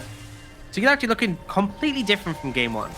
Really in control of this game. And now it's Wazor who's playing the weak side suffer role. We saw Kerberos in that position last game on the Cho'Gath. And yes, there's a big CS discrepancy in the top lane, but you have to factor that in. So there's a 2k gold lead in favor of Singularity, and that's even with the discrepancy top lane. I think that kind of shows how far ahead this bot lane is. And we can have a look at the gold to see, there's 1,300 gold lead already. There's an 900 gold lead in the jungle in favor of Singularity. Pretty crazy already, and a great Tempered Fate from Prosper. People always forget about that one. They always forget that if the Bard's nearby, you can't throw Herald down. Yeah, it's tragic, really. They're losing out so much there. 3 plates were picked up by Dragdar in the bot lane earlier. Kerberos has been slowly but surely chipping away at his plates, but now the Tempered Fate down, that does give a little bit of a space to work with, but honestly, Gale Force into components for Chrisberg means he's probably going to play this one a little chill for a while. And that was a Desperation Herald as well. It only had about a fifth of its time left. So they just felt like they had to use it. And ultimately, that is going to be bad. Ericsson getting jumped into, flashes away. The Miasma's down, but Sharp's trying to keep him alive for the moment. Death and Ready's on the free underneath the tower. Ericsson just spitting poison, finds himself one. As here comes Sharp, gets the second for his team. Double kill onto Sharp. But the Sadism, Prosper is going to get chased down as Touch. He just turns the other way. Run, little astronaut, run! He's out. You got a Meep as well. What a juke, but it's still favorable play for Nordavind. Oh, Dragdar. Oh, no. But... Alright. He just smurfed on him. Chrisberg, ult, flash, heal, Gale Force, all available. And he's got caught out. Literally caught off guard. Didn't expect it. Dragdor comes in with the assassination. I think I wasn't expecting it either. You weren't expecting it. I was kind of expecting Dragdor to back away and try and ult, but yeah. I thought Flash R heal, he was fine. This is a play mid, and they could have just taken the flash and gone, that's cool, that's fine. But instead, they go on a tower against the Cassiopeia. The ult comes in, triple stun. They do manage to kill the Cassiopeia with a bomb there and the ultimate, but Fury goes down and Nulty as well. It's a little bit painful. Frostfed does manage to, yeah, I mean, walk in the direction. I mean, it's a Bard. Bard is hard to catch, in fairness, so give credit what credit is due. But yeah, so I think Crispig had his tools and just didn't expect the Gale Force burst to come in so quickly. Really nice play by Dragdor, though, making an equal trade across the map. Turns out if you want to deal with a pigeon, you shoot it.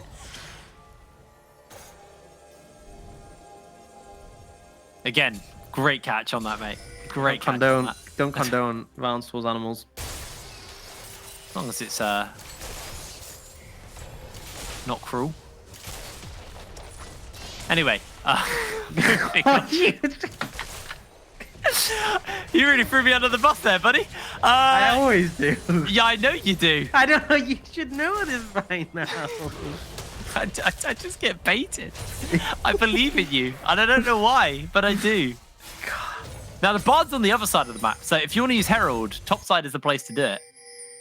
Can't even imagine what this is like to listen to, by the way. Just Play coming in. Oh. Painful. Speaking of painful, Crispberg in for a whole lot of hurt. He actually gets the Feather Storm off, flashes for the reposition of the feathers. Doesn't even scratch Nulty. Beautiful Bard myself. 100% intentional, of course, but I mean, he went for it. He got the play, interrupt the lantern. Crispberg loses flash and ultimate there. But Bard ult down, Bard bot lane means they should be able to actually get a Herald charge off here. Hey, there it is. Doesn't kill the tower, and there's no plates to gain from it, but it's better than the last Herald, and that's a win in my book. Imagine if the Bard wasn't there in the last time, because that would have been mid tower dead. Yep. Would have been Those are the woulda, coulda, shouldas. Well, at least I learned a lesson, that's something. Eric. Oh, he's Eric. gone. That's such a greedy place to base. Gets the Petrifying Gaze off, tries to heal up that Conqueror and the Twin Fangs, and Prosper nicks it away. That's one happy little astronaut.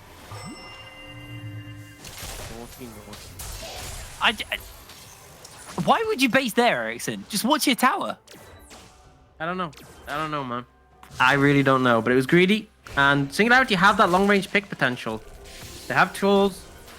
We can utilize it. Honestly, like, comp aside, there's obviously compositional differences here. It's still a difficult to execute composition, but I think Singularity is just playing so much better this game. Yeah, they are revitalized coming into game number 2 of this series, and this is going to be the dragon for Singularity as well. They are one off Infernal Soul, and ultimately, they've done a good job to get those first two. I think they had enough pressure in the bot lane, but that dragon was because Ericsson based in a greedy spot. And without their Cassiopeia, did not want to move into that jungle. Yep. I mean, it'd be difficult even if she was up, but obviously made things a lot more difficult. And Infernal Soul just is going to make it so hard to play the Singularity. The amount of base damage is available, harass they can put from a distance. Dragdor. Okay, Crispig just leveled to 10 as I was talking, but Dragdor was 2 levels up. Has 2 items completed and tier 2 boots. So he is really strong right now. Absolutely massive. And Crispberg got the Warhammer towards the Essence Reaver. Hasn't even got tier 2 boots. Very far behind right now. And I think Nulty's actually had a real blinder of a game. I like this rotation top side. There is some defensive vision from Nordavind. Okay, Ericsson gets out of that ult, but ultimately they apply the pressure. They get the vision down. It's very difficult for Nordavind to move through and defend. And again, setting up Fury to get damage on the tower. And it is pretty chunked. Singularity will back away, but again, they're just moving from top to mid in this situation. They have the mobility of the Bard to help out with this one. Oh, that briefcase connected. I know something's about. And that's the thing, when you have 3 strong laners and you can just play between them, really powerful with the Bard. And a Lily as well, to be honest, because you can just throw the Bull and Bull down from a distance. So I think what we need to do is look at what Nordavind need to do. what is their game plan now? Because this is starting to spiral for them. The gold lead isn't actually that big. It's only 1,700, but it's the pressure. The gold lead is not reflective of the pressure. It feels like this is more like a free 4K gold lead that they've managed to build for themselves. I think if they're able to get a pick or punish Singularity's over aggression, that's key, right? So that's sort of step one. Find a window where Singularity make a mistake. Then you use that to get vision control and positioning on a neutral objective. Likely going to be this fourth dragon. Once you do that, you make Singularity come into you because your composition fares much better in that way. And if they're diving into you, you have Cassiopeia, you have Gnar, you have Zaya. It puts you in a comfortable spot. But the problem is, because Singularity in control, Nordavind are forced to move into Singularity, and that's where their comp struggles. So find an advantage, whether it's a pick, whether it's mid-prior, whether it's whatever, and translate that into positioning on an objective. That is what Nordavind need if they're going to get back in this game.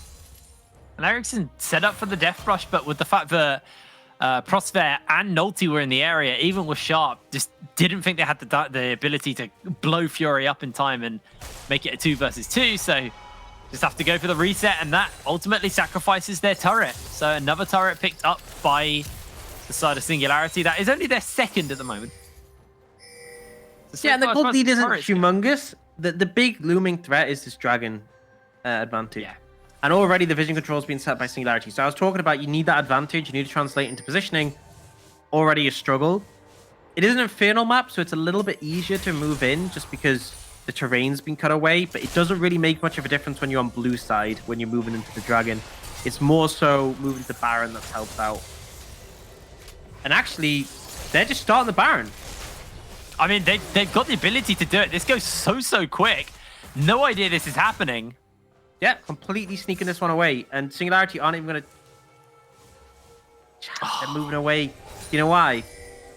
Singularity weren't even aware of it. Nope. It's That was Ericsson. just, Look at his they mana. just moved up. Oh, Ericsson ran out of mana. Yeah, They've done the blue buff you need blue buff for that play. And now it's gone. The window's gone. Singularity are clearing the vision over there. Maybe because of the control wood in the pit, they kind of suspect that this thing might have gone down. But either way, the window's gone. Dragon in 45 seconds, and because you moved your pressure over to the top side, Nordavind are in an even worse spot. Look at this vision control, all these traps, wards, everything thrown down. It's so difficult for Nordavind to face check into this. Yeah, and Touch is going to be the one to look to do so. Curve's about to Gnar out. Oh, loses Gnar, so pretty significant there as Chrisberg able to dodge away on the Deadly Flourish as the Lilting Lullaby will cut through his health bar pretty significantly. Now, Zhonya's has been finished up for Ericsson, so has got that finished up. There's the Essence Reaver on Chrisberg as well, so some of these items have started to get picked up as Sharp may have to throw that sadism out a little bit earlier than he wants to if he continues to take this poke. Continually taking Swirl Seeds. That's half his health gone as Curb's jumping in onto Prosper. The curtain has been cooled. Sharp's already chunked and has to pop the sadism, and that's just zoning them away. The secure of the dragon is there for Singularity. It's the 4th shot, not going to hit from Dragdar. Ericsson's just going to try and take this tower before anybody can get close, but they found the root off onto Touch, and Touch now looking to run away. Kurt about to Gnar out, may look for Wazor, may look for Prospect, gets a stride breaker, gets a slam on, in comes the rest of the team. Great Cosmic Fate though, to buy some space for Wazor, who just flashes over the wall, and now Sharp, no sadism, gets the lantern over the wall to safety, as the box is thrown out for a little bit more space. They almost found their pick, but Prospect just shutting down any play the Nordavind go to make here, but now they're looking to turn this into a potential Baron. They can cut through it fairly quickly with the fact they got that Cassiopeia, but it's too risky. They don't want to throw here. They force a TP out of Wazor to get back on the map quickly, so it's something. It's a consolation prize, but the health bar is already low, and again, with that Infernal Soul in the pocket of Singularity, you saw when that bowling ball hit from Nolty, and then the Deadly Flourish falls down. I mean, look at Touch. That extra Infernal damage is making it so much more threatening. And they already had a lead. They already were looking strong. This game is feeling difficult for Nordavind. And again, the way to win, get control of an area, force Singularity to play into you. But that's so easy to say and so difficult to execute when you're this far behind. Now, And the problem is, like, it's easy. If you're under your towers, it's easier then. You know, if you're trying to defend your base, it's easier then. But if you're trying to contest the Baron, it's very difficult when you're behind to be the ones on the objective already. Yeah. In the last game, when the Ocean Soul was picked up, you kind of said, "Oh, that's game." Do you think Infernal Soul is enough to maybe call game in this one, or is it impactful but not enough to just go, okay, Singularity? I think Very impactful, but not enough to call a game. The reason it was in the last one is because Cho'Gath and Olaf were so strong and so tanky. It's very hard to make mistakes on them because like Olaf is so hard to kill. Whereas here, you know, if Shiri jumps in and gets one hit by Cassiopeia, that's a window. I still think there's ways Singularity can mess up and Nordavind can make it up. Obviously, that was the case in the previous game, just it was very difficult. Here, it's still a hard one for Nordavind, but there is ways Singularity can definitely lose this one. I've seen more Doom games than this be won. We've seen some pretty crazy games so far today. Mainly that first game. Prospectus catching the wave in the mid side. Is down 2 component items to Dragdar right now. You can see the gold difference between the 2 AD carries. 1,500 separates them. Mid, 1,600. So a lot of the gold is sitting on these carries. And the thing is, Infernal Soul's crazy with Jhin because he has so much AD and obviously has the AD scaling on it. And I think it's like traditionally with AD carries obviously auto attack a lot. So having like 1 damage proc isn't like, they're not the best optimizers of it, but because Jhin is a slower attacking carry, he gets more of a benefit. And yeah, that was optimistic. That was just very optimistic from. But yeah, I don't fault him. Don't fault him. It's a short cooldown. It's honestly a short cooldown. He'll be fine. And you miss 100% of the shots you don't take. Exactly. Or Wayne Gretzky, Michael Scott. Curious to see what the items are going to be for Ericsson. Obviously, on the Cassiopeia, you don't buy the boots, so if we do get to 6 items, we'll have that at least in his favor. But for the moment, I believe that looks like a Void Staff is going to be coming out.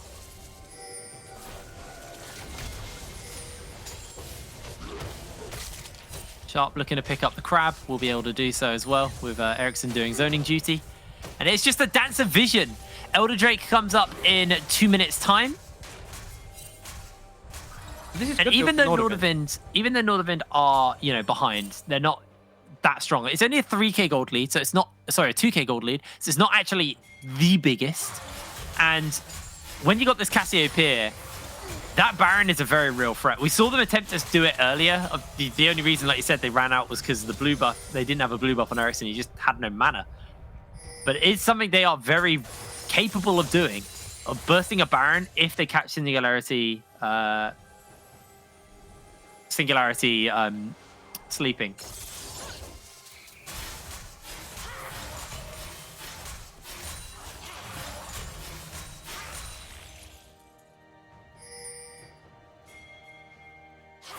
I think Singularity likely to put pressure down on this bot side for the dragon. That's the thing, is that you shouldn't be trading in this scenario. And if you do give Nordavind some low time with the Baron, they will just take it. Blue buff is on Ericsson as well. You can see them fanning out towards the bot side of the map. And they don't actually have vision on the Baron. It's oh no, they do. They have the control ward. Sorry. So that needs to be cleared out. And then once that's gone, the Baron threat is there. Ericsson will just take this one. And then it becomes kind of Singularity trying to... You know, they want to get one of these objectives, but if they pool all their resources to one side, there's potential for Nordavind to pick it up. Singularity now going to move in and take out this Nordavind vision. And the game's definitely slowed down pace in the last kind of, 5 minutes. Do you think that favors Singularity or Nordavind? Or does it not favor anyone, really?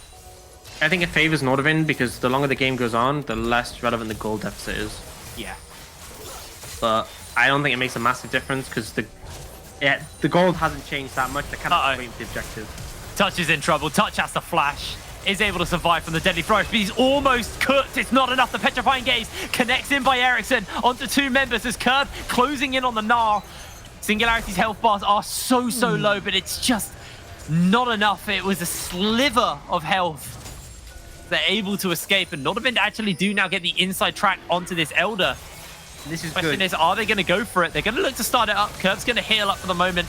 The curtain call's coming in. Prosper going to get caught out by Kerberos and forces him to flash over the wall. Fury gets the kill onto Ericsson. Ericsson left alone. It's a 3-man bot by Wazor. And Nordavind's health bars are just disappearing. Sharp is not here. He's not able to get close enough. This is going to be Soul. Picked up. He goes for the steal. Can't quite find it. The lantern and the execution. It looks like we're going to game 3. So it does look like that way.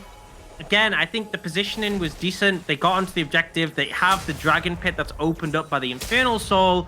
But unfortunately, a bunch of skill shots came raining in from Singularity. They connected on Ericsson. And they just didn't have a foot to stand on. Singularity not going to look to the end here, but they will take the Baron. They have that Elder and the Infernal Soul. You know how you were saying, does the game feel just like done at that point? I feel now it's kind of at that point. Yeah. It feels very difficult for Singularity to lose this one from here. I really want to have a look at that fight again as well, because I'm genuinely curious why Ericsson was kind of just so easy for Fury to pick up. He was already low and just kind of left alone. Well, you can see here again. The bowling ball came in and chunked him, and then no one moved. Like, Sharp moves away and doesn't block this shot from the Jhin, so he's just doomed already. And he just gets killed on auto. And once the Cassiopeia is down, that's a big aspect to your peel. Chrisberg tries to go for the hero play, but he was a little bit late on the Blade Caller, so he had already been chunked out. And again, Thresh isn't there for that extra peel. Being down a member when you're already down in gold doesn't put you in a good position.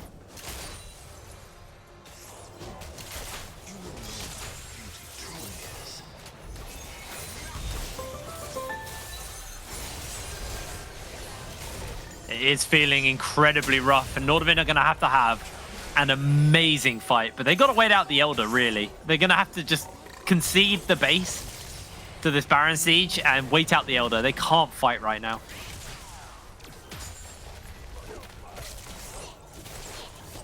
Just try and mitigate your losses. 1 inhibitor, that's fine. 2 inhibitors, that's a problem. 3 inhibitors, that's likely game. Yeah, I don't think you come back from that.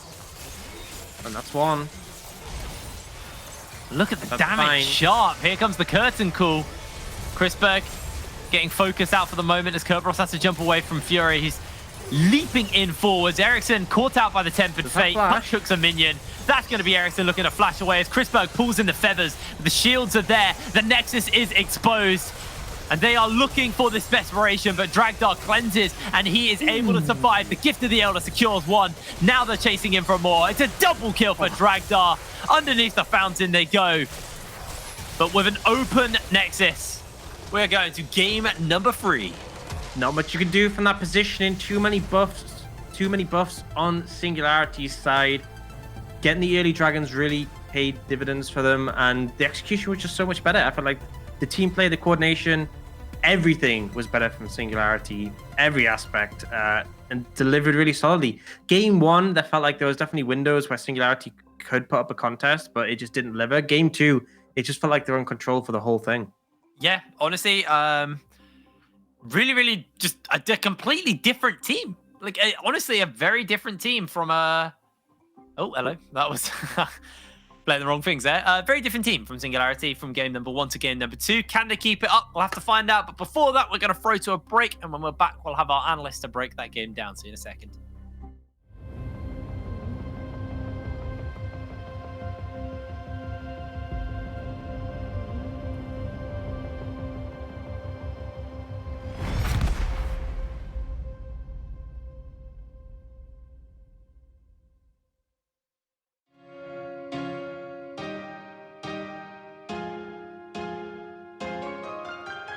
No matter what, we're gonna keep moving on.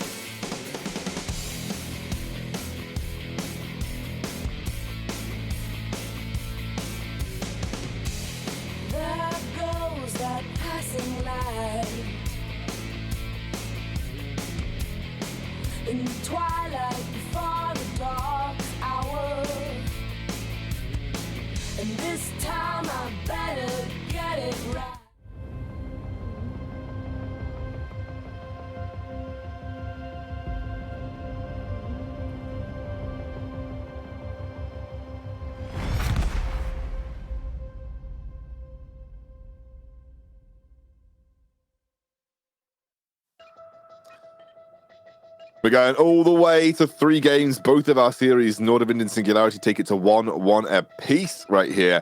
That was much more dominant from Singularity, it felt like. Honestly, it didn't even feel like Nordavind got in the game. And what was a bit of a turn on this was that Crispberg and Touch, they really got put under the thumb here by the Singularity bot lane. Yeah, I feel like it was both. It came down to the individual 2v2 that they had down in this bot lane. Even the AD carry versus AD carry with Draktar just nailing a solo kill, but also to the way that Singularity was also playing around the pressure they had in the mid lane from this Tristana. Because we talked about it, you only get this amount of pressure in the early game from this ranged champion, and you need to make it work. But both the Nulti on the Lilia and the Tristana with Fury was down in that bot lane, ready to punish Crispberg and Touch, and they just kept them from gaining any resources of the map. And when Crispberg and Touch, it's exactly this dive I'm talking about right here in the highlight. You see Nulti coming in, hooks misses. It's a bit of counterproductive ultimate from Bad, but it still works out in the end. You get the kill. Tristana is here to pick it up as well. And it's just from the pressure you get. Like, they were really good at shutting down the Nordavind bot lane.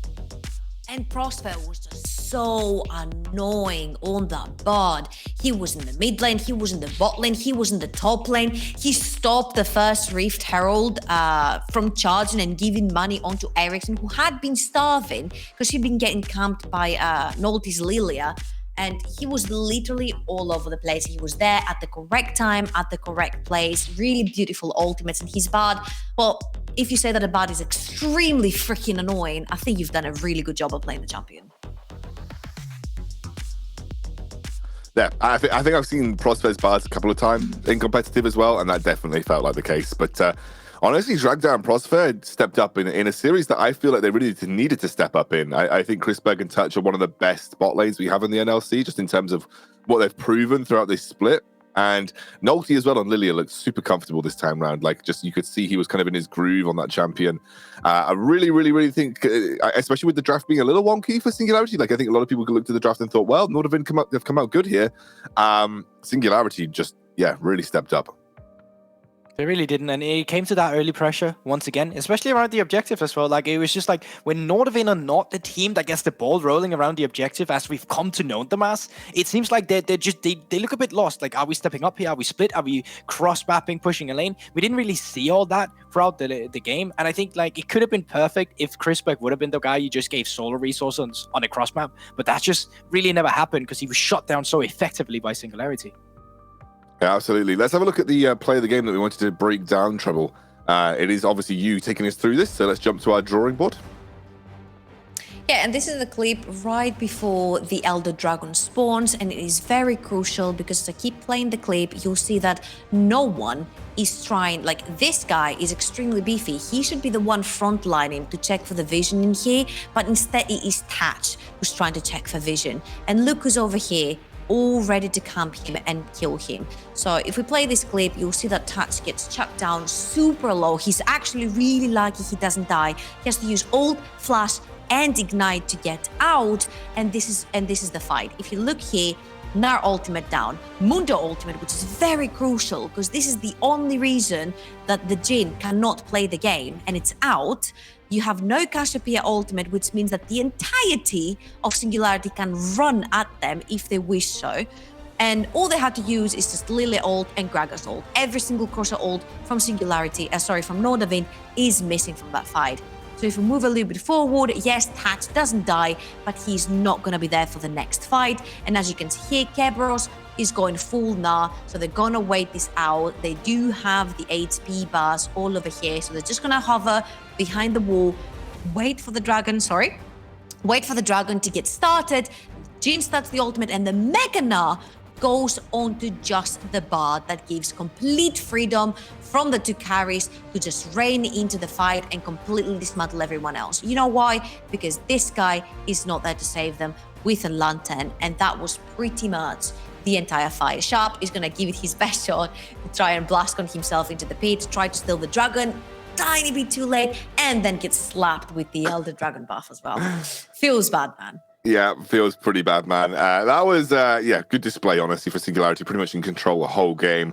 And we're, of course, going to our final game of the night and of the series. The winner of this would advance to face Fnatic, where that series The winner will then go on to face Excel and will also guarantee themselves a spot at one of the European Masters positions. So very, very tense for these two teams. One game has a lot riding on it, especially in terms of the future, what is at stake here at the NLC. So when we go to a quick break, we'll be allowing our teams just to reset, get into the right mentality, get us into the right mentality for our final game of the series.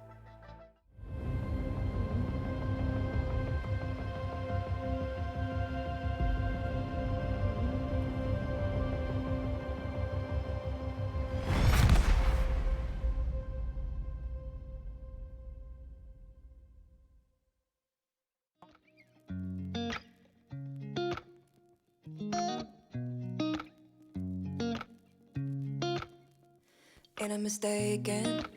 I've been here before. All my body is aching, shaking to the core. Wherever you go is a heaven, 724. Now don't go be misbehaving, but I'm craving a little more. Can't keep my thoughts inside, don't want no place to hide. Can't get you off my mind, all night and day. You always played it cool, oh, but I ain't no fool. I know you feel it too, so what do you say? Well, I'ma give it a try, baby. Don't let the summer go by, baby. No, don't wanna say goodbye, baby. Baby, we should give it a try. Why don't we give it a try?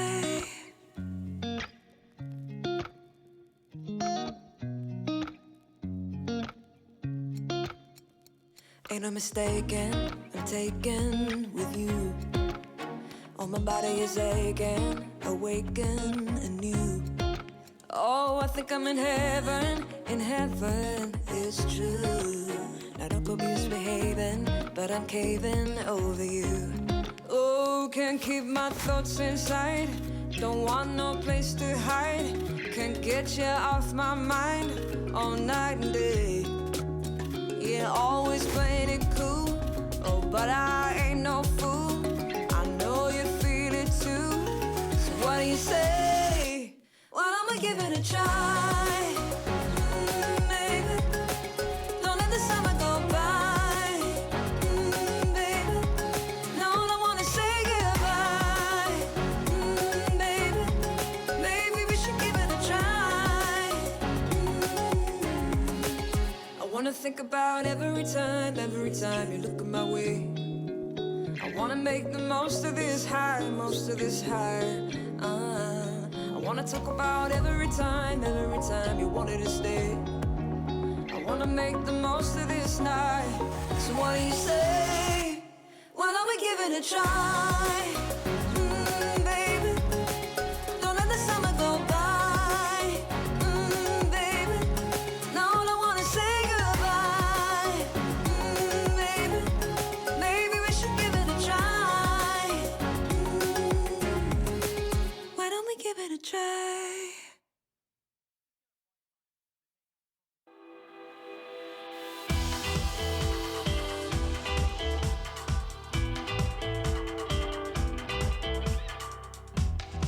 We fall so hard to tend the gardens for strong and lonely hearts.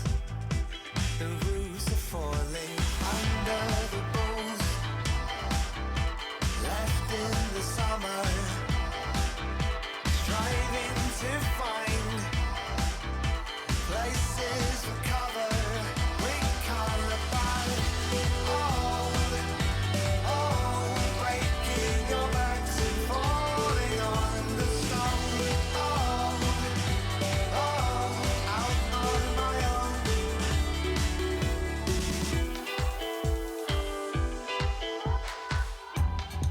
This land of which we claimed.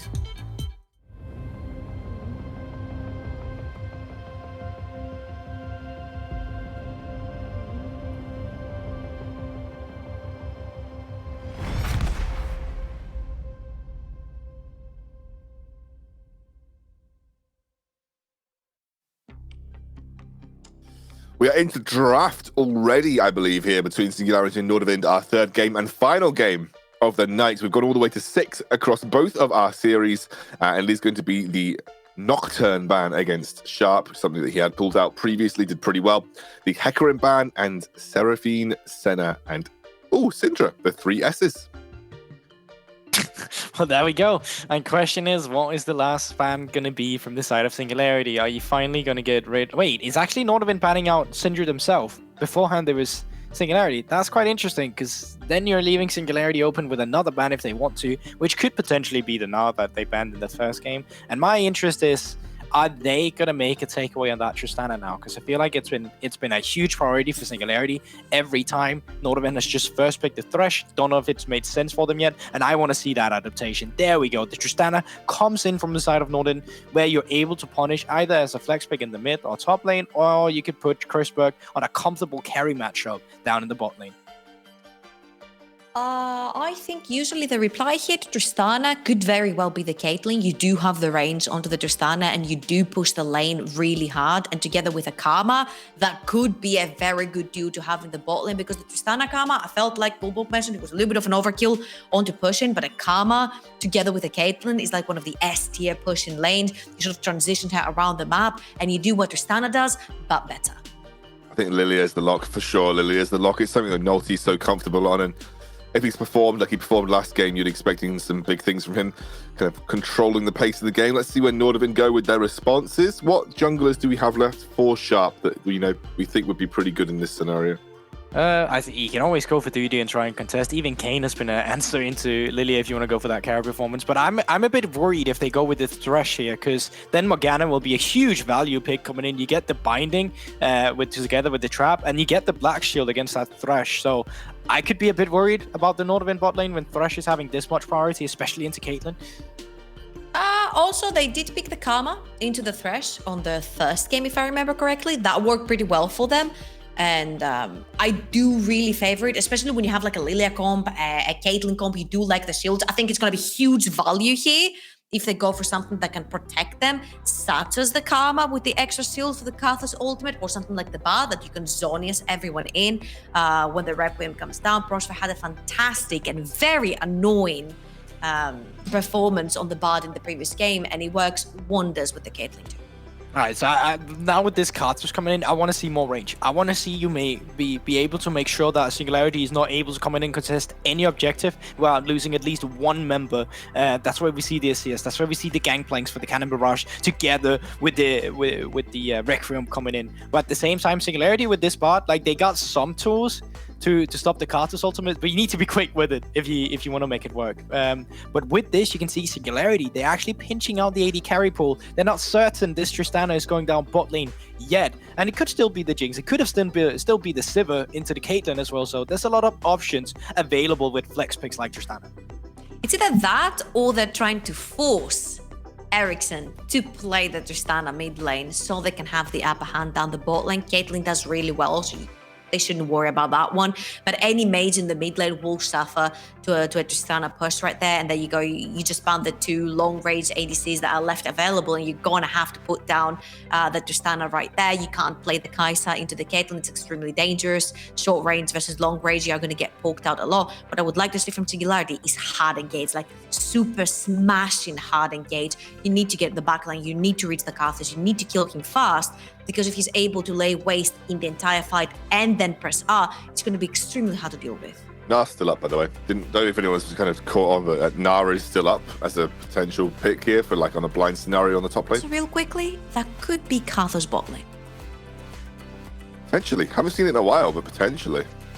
The more I think about this composition, it makes more sense to me that Karthus will go into bot side, and then when you have an AP jungler, you want an AD mid laner, so Tristana, pretty sure that's going to be the mid laner, and then you pick up the AD carry here, and it is actually going to be the Kai'Sa. It's going to be a tough lane, as Troubled mentioned herself, but if you can get out of this laning phase, you're pretty much going to scale better into the late game, and then the Gnar is being picked up into the Sion. But yeah, you say that, and I look at Nordavind's composition right now, and I say, great, you guys look set for late game. But how do we get to late game? How do we make sure we're not being punished, that our Karthus can actually jungle with no priority from bot lane? That's going to be my biggest question.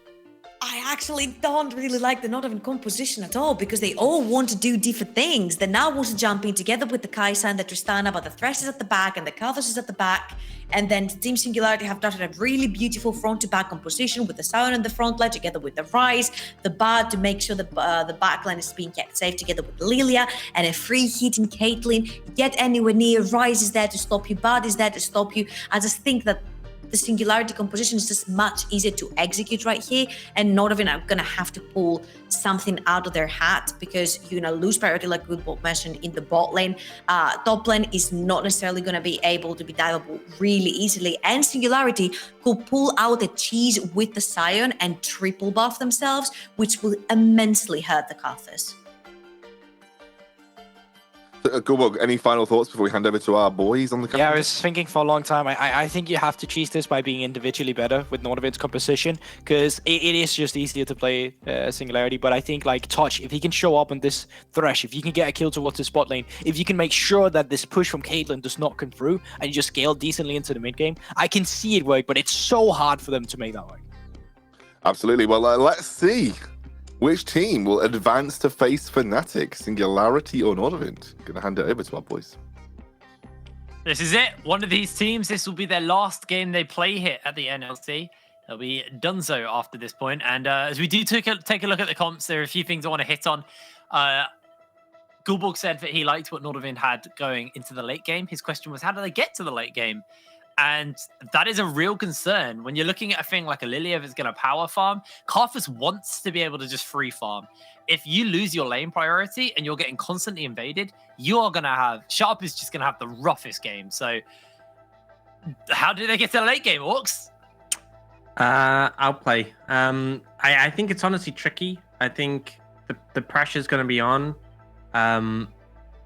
I think honestly it needs to come from misplays from Singularity and outplays from Nordavind. There is a potential that maybe Ericsson has like a blinder for game, but again, you know, similar to what we saw in the previous game, Cassiopeia was able to shut down the Tristana quite capably in the mid lane and the laner phase. Ryze is going to do similar. He has exhaust as well.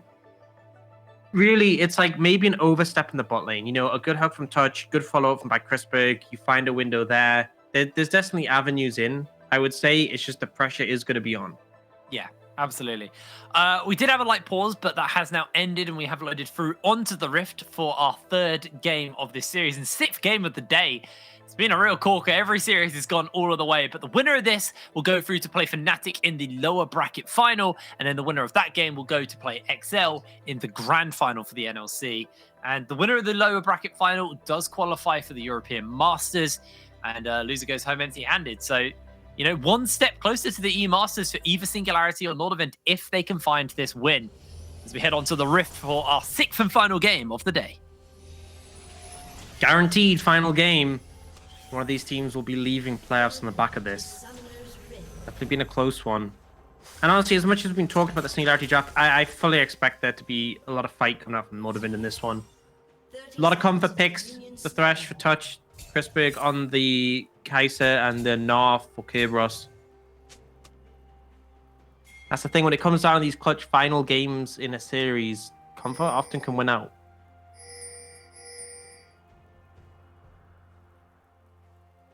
Well, defensive lines getting started up by both teams. Neither team willing to risk any early action. I'm not sure how great their earlies are anyway, so I think they're probably okay not scrapping with each other. I mean, like, if you face check into a hook or like even like a bard queue, it's pretty punishing. Yeah, I suppose. I mean, the fact that Chrisberg, he does have the void stack, so once one bit of CC lands, he can kind of stack that up, a little bit extra damage up nice and quick. But regardless of that, not going to happen because they're going to give the invades both the junglers start up on their red sides. They'll be clearing downwards for the side of Singularity, and Nordavind will be thing upwards. Now, that was why there was a pause, by the way. As Ericsson actually just jumps into Fury's face, got that hail of blades, so he gets a really nice little trade-off for himself. Doran's blade means a bit of life steal to work with as well. So what you be doing to establish dominance in this lane is don't give the Ryze any room to breathe, because obviously once he starts getting points in his skills, he can just start to shred through the waves. Did see a bot side leash by Chrisberg and Touch, which typically puts you in a rough spot in the 2v2 as you're late to lane. But I guess the thought process maybe is that you're not having priority in this lane no matter what you do. So you might as well help your jungler get off to a strong start. Ericsson was trying to get a little bit of damage put into that tower, but just going to get the satchel off. Has got that demolished, so this is... I will push you out of lane and take a hell of plates with it. So expect Ericsson to be playing quite aggressive into Fury here, wanting to force him out.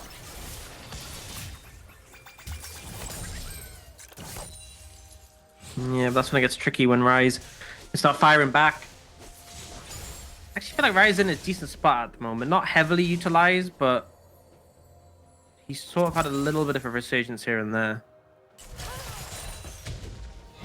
Tier start, obviously, something that people were really hyped about for Ryze. Wait, Weasel's gone Omnistone again. Wow. I mean, I guess the thought process is your options are kind of limited into a range matchup because Grasp isn't good into a range matchup. Like, you just don't take it because you're not able to proc it that frequently. Some people go like Comet, or I guess Glacial Augment. But I guess Omnistone does actually give him a Keystone. It's just he's not going to get punished for having, you know, Grasp or something. Yeah. We're seeing Nulty and Prosper move into the mid lane to help shove in to Ericsson here, although Nulty will get spotted out by Sharp. Puts up that wall of pain.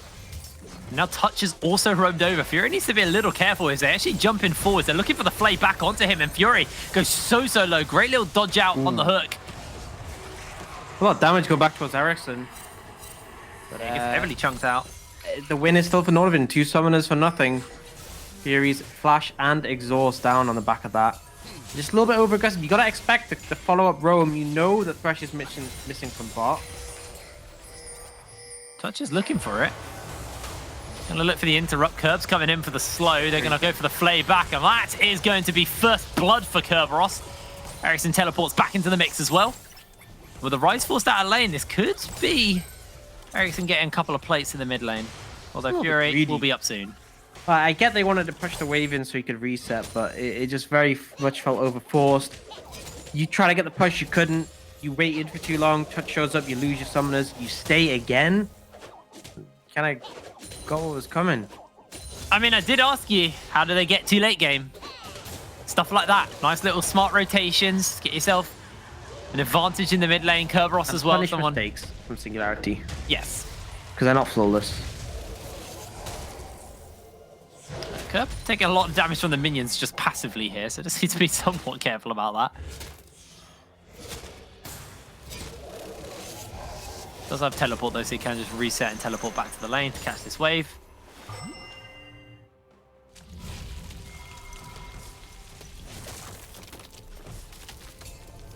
We just get to crash the wave in just because of the roam Fury, so a lot of farm actually missed by Kerberos. A nice move. Fury doesn't ultimately miss too much from the mid lane. The bot lane being relatively quiet. You know, we saw this Caitlyn coming in. We did this Caitlyn bard, and we expected priority, Celestian Isle, lane kingdom. This hasn't really been very much lane kingdom so far in the bot lane. Yeah, partly because we did see Prosper roam into that mid lane to help with Fury and Ericsson. That scenario over there. So it has just left Chrisberg a bit of free time to farm up and keep himself equal in the farm department versus his lane opponent. Or at least one minion in. Oops. 2 minions. So yeah, Chrisberg quite happy with this. He got heavily punished in the beginning of that last game, and that really set him on a horrible course to be behind for the entirety of the game. This time, it's a bit different. This time he is getting the time he needs. Is Wazor ults into Curb. Curb just chucks him back towards his tower and says, no, go away.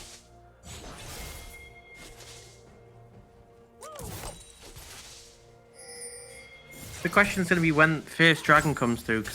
Singularity do have the priority bot lane. The Lilia is reasonably fast at taking the objective. I think the big concern though is just the lack of priority mid at the moment. Kind of limiting them from going for the play. Ooh, big chunk coming on a touch. There it is. There's that lane kingdom you were talking about. Yeah, a bit more of that, please. There's a Cloud Drake spawning up as our first Drake. See which team decides to decides to try and go for it. At the moment, it is Singularity who have the pressure in the bottom side of the map, although Ericsson has ultimate pressure in the mid lane as well, so... There you go. Oh, the Requiem! Yeah, is he dead? Oh, he's dead! That's the power of having strong solo laners, the Karthus. That extra damage when you have a champion like Trist, you can already just do a huge amount. Really pays dividends. And the thing is, if Fury had exhausted Ericsson, wouldn't have taken as much damage, wouldn't have died. Okay, he's fine. But unfortunately, can't exhaust the Karthus from across the map. And this is it. These are little outplays as Touch gets the Lantern, gets the Flay. Here they go. Prosper over the box, but Chrisberg will make his way forward and finds himself the killer's Touch. Tries to go for the assassination, but he does get the turnaround, but it doesn't matter. Chrisberg gets a double kill. And that's the exact play. You have the Thresh, you have the setup, you have the engaged potential, Lantern, the Karthus in. And that's the windows you need to be finding. We'll get a replay of that one. Great hook coming in from Touch. And that's the thing, it's similar to the Karma lane in that Touch is the one who dictates when the lane starts to turn into an engage. He finds the hook onto Prosper there. Unfortunately, he just go down to 2 for 1 or a 2 for 0. All you have to do, you land that hook, the fight starts, you have the engage from Kai'Sa, you have the Lantern for Sharp. And all that work that was done by Singularity in the laning phase, all the harass they put down, it's for nothing. Because now Chrisberg's up in gold. Yeah, really nice stuff there. As NLC will take away the Rift Herald, but has still got that flash, but I don't think it's even going to be necessary. Takes the magical journey. And Ericsson can't quite finish it up. No Requiem available to Sharp yet. Bit of a ways away from that one. Rift Herald was picked up for Singularity, so they'd find themselves an answer out from that bot lane play. Now, with the fact there's a 2-0 Kai'Sa, I think we might see a little bit more lane freedom in this bot lane for Nordavind, so that may result in the Dragon getting picked up by Nordavind. And you could go for it, especially when Prosper's going for these roams. There's that opportunity. Things starting to look rough. It's already a 2.5k gold lead. I think is Ericsson just getting so much. He's going to get 2 plates here. There it is. That's demolished Tristana. Yep. That's the game plan. And as you said, now with the priority in the bot lane, Sharp's free to be able to pick up this dragon. Things are starting to look really favored towards Nordavind right now. Again, the ultimate ability haste onto Sharp's actually really, really nice for them as well, because it means he can Requiem that little bit more frequently.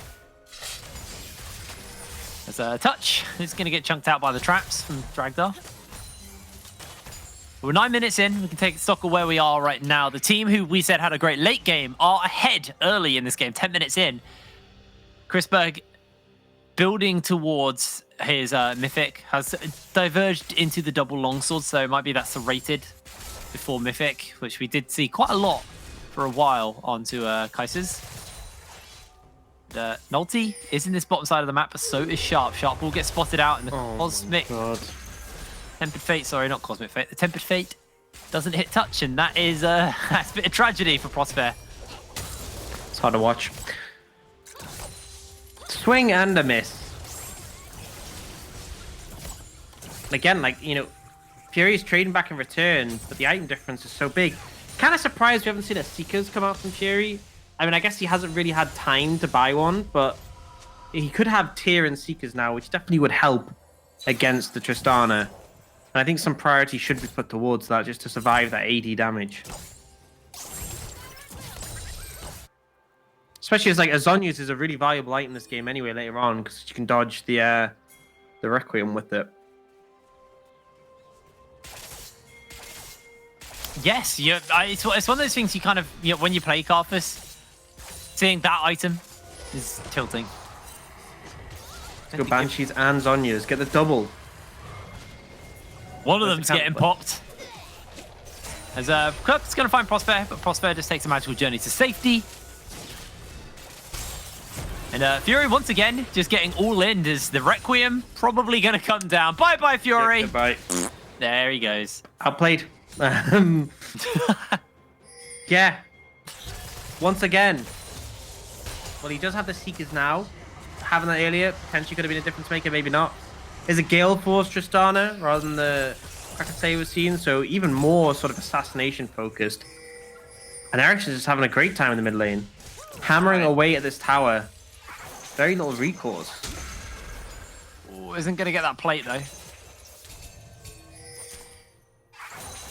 I think the plate fell, but I think the minion got it. Oh, 9 HP.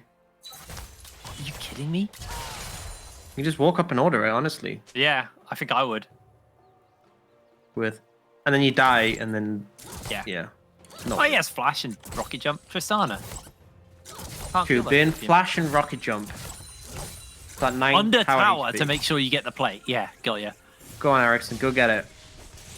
There it Oh! is. Rift Herald's going to get summoned up in the bot lane. We're going crazy, by the way. 6 games has been pretty intense today. As Curb actually just gets a 2-man slam back. Oh my lord, Naughty! Gonna go down. The Lilting Lullaby is here, but getting the charge off onto Curb. He's getting CC'd for days as he finally falls. But here comes Ericsson, flashing to make sure he finds that kill. Bye-bye, Wazor. Ericsson able to hop away to safety. The Wall of Pain means Wazor gets no he doesn't plate. get the... Oh, that's so sad! That's tragic, honestly. That is probably the most tilting thing you could have. That's a game loser. Mental is shattered right now. Absolutely in tatters. Doesn't matter about having a 0-3 mid. When that happens to you, that breaks. No, that's why you're annoyed about the 0-3 mid. You're like, it's your fault I didn't get that power plate. Step it up. And yep, Trist is just doing Trist things. Yeah, gonna force the teleport out from Wazor to defend that. Oh lane. my lord, So look at that much gold in his dip. pocket. Look at the difference between him and Rise. We are 13 minutes into this game. And There's a remember, 2K Nordavind at the gold lead. scaling comp. Just between mid laners, there's a 2k gold lead. A lot of our games, we had like a 2k gold lead at this time. Just about. That's just oh, it's crazy. The story in the last game was Singularity just looked like a better team again. Something different changed. That's what happened here. Nordavind just went back to how they played in game 1, but better. Some wise words that once came from my bop it. Do it the same, but better. Bop it, seems- Pog. Yeah. Seems like Nordavind took that on. And really, it's come from the mid lane. Ericsson's just been handling himself, but Sharp able to clean up. The Karthus Tristana duo really performing well in this one. That's first turret blood. This Tristana is Ericsson. unreal. Yeah, that's now terrifying because, you know, the worry was Singularity could just, you know, win the lanes and handle that, but this is now starting to become really problematic. Kaiser got a lot of items on Chrisberg as well. He's actually got more CS than Ericsson has. Obviously not got as much gold because Ericsson has just been plate farming and assist farming with his jungler. As Wazor getting a little bit of attention put down here. Going to try and clear out this wave. Should be able to do so in time and actually gets onto touch for a bit of an annoying CC as Wazor actually getting chunked out heavily here. Ericsson now getting jumped into. Does get himself bopped up, squashed as Fury finds the kill. The Requiem not enough to cook Nolty. And Wazor dodging out on that wall of pain. Nordavind nice beating himself a little bit too much there, I think. Nice little execute onto Ericsson, but no bounty available. No extra gold. Was just a regular old 300, which you won't complain about, but you still lose a tower, you know? Yeah. It's a small consolation prize. Potentially if they picked up Chris Bigger Sharp, you know, be more serious business. They obviously having their bounties, but it was a nice play, but Singularity is still very much in the hole right now. Through the goalpost, Fury. And you're looking at Chrisberg, who has got his last whisper, got his Kraken Slayer, so Wazor honestly kind of butter to him at the moment. I mean, that's just Kaiser. Everyone's butter to Kaiser. That champion just kills everything. Indiscriminate. Just shreds through anything in front of her because, you know, percentage HP, execute, mixed damage. True damage because of the Kraken Slayer as well. Yep. She literally has everything. The only thing she doesn't have is CC. That is like the only thing that champion doesn't have. And range.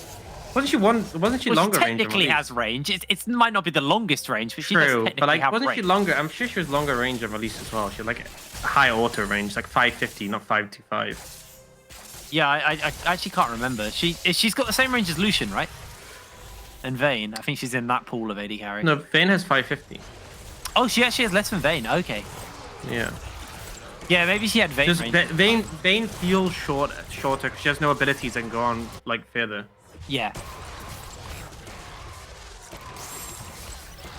Kai'Sa's crazy. She has a shield. She has a dash. She has an attack speed steroid. Invisibility. She has invisibility. She has AoE. Nuke, has- single target nuke. Single target nuke. She has AP, AD. If you go Kraken Slayer, which most people go, you have true damage. You have percentage health HP. What am I missing? Oh, she technically has range on her Void Seeker. Just long range poke with her W. Even though, She has the AP build She isn't has a as cool prevalent. little helmet that she can put up or down. Yeah, she has a toggle on her skins. New champ. She actually has everything. She has a KDA skin. She has 2 KDA skins. True. Man. Kai'Sa does it all. What dystopian future are we living in where this champion is still meta and still exists? Oh god, I hate the meta when it was just Xayah Kai'Sa. Yeah. And I'm you glad just there's a get bit of one hit. variance in the bot lane, but Kai'Sa has been consistent for the entirety of the NLC. She's been consistently the best AD carry. The most annoying AD carry for sure. But yeah, enough of our complaints about Kai'Sa. Moving on, things have been pretty slow. Still a 5,000 goal lead for Nordavind, still firmly in control. 2 item spikes starting to come in, so looking pretty comfortable. And again, if Nordavind win this, Group A definitely looking like the harder group, with XL winning their series against Fnatic Rising earlier. For Singularity, it's just about finding a window, but it's so hard. There's so much damage available to Nordavind. Right now, I feel like the Karth Assault will just chunk the target out by itself, especially with the Leandri's burn. Yeah, he got that long store, needlessly large rod as well. So there's a little bit of bonus AP to work with. We'll see what that's going to be building into. I assume a death cap.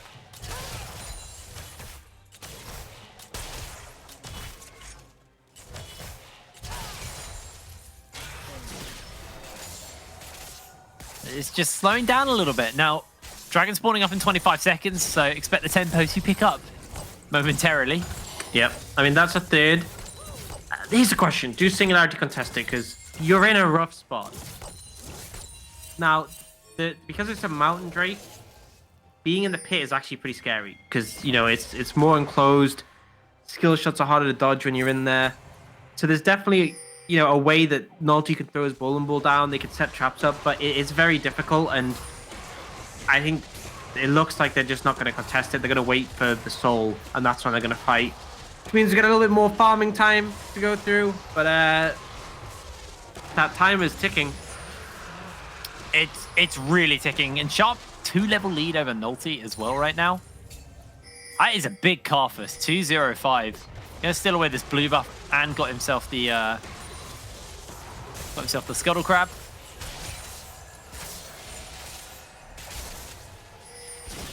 Looks like there's a rotation towards Ericsson though. Prosper maybe looking for that Tempered Fate as Ericsson just flashes away. They use the Realm Warp and the Tempered Fate to try and find that. Yeah, but I mean, they got the flash. It's still a bit... You need more. You're still 5,000 gold down. Singularity need some way of getting back in this game. And that's something, but not really yet. And Ericsson just plays safer now for a little bit. While the flash is on cooldown. He's got the Phantom Dancer. Yeah, well, I mean, we're 21 minutes into the game. Gold lead is big. And, if Ericsson gets his own way like that, it's about to get bigger. He pops down the Herald. Sharp's just going to sit in the pocket to make sure Ericsson is safe to do so. That tower is gone. I mean, they could probably take their second tower here if they want to. They can get a charge. I don't know if they can take it. Might be a little bit risky. A lot of members nearby. Ooh, they managed to pick it off before he gets a charge. Ooh, Now comes in touch! from Nordavind, but I got a little bit it's too on Weasel. hypey. Yeah, A not little the bit too target we hypey got. by that hook.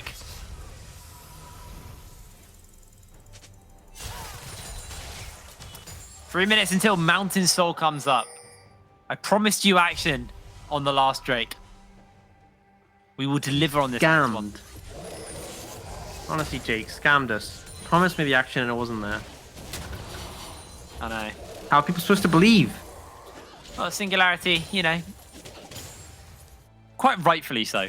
I was going to meme him, but let's be real, quite rightfully so, decided not to fight that dragon. And I respect their decision not to do that, because that probably just would have been throwing a pretty horrible gold lead into an even worse gold lead, into an insurmountable gold lead.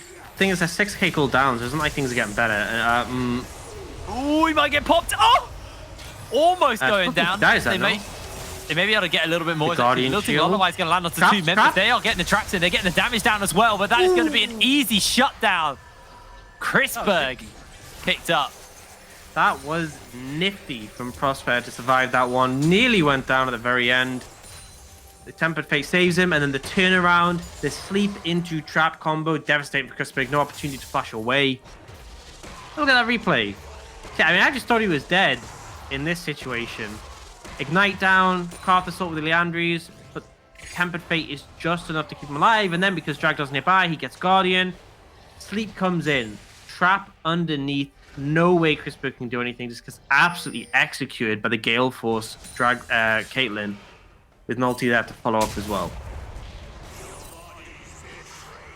Yeah, back. Sharp has been clearing out the vision around the Baron area, taking the pink ward out in the back of the pit and a couple of extra wards. Pop the blast cone as well, so there's no cheeky over the wall jumps they go for.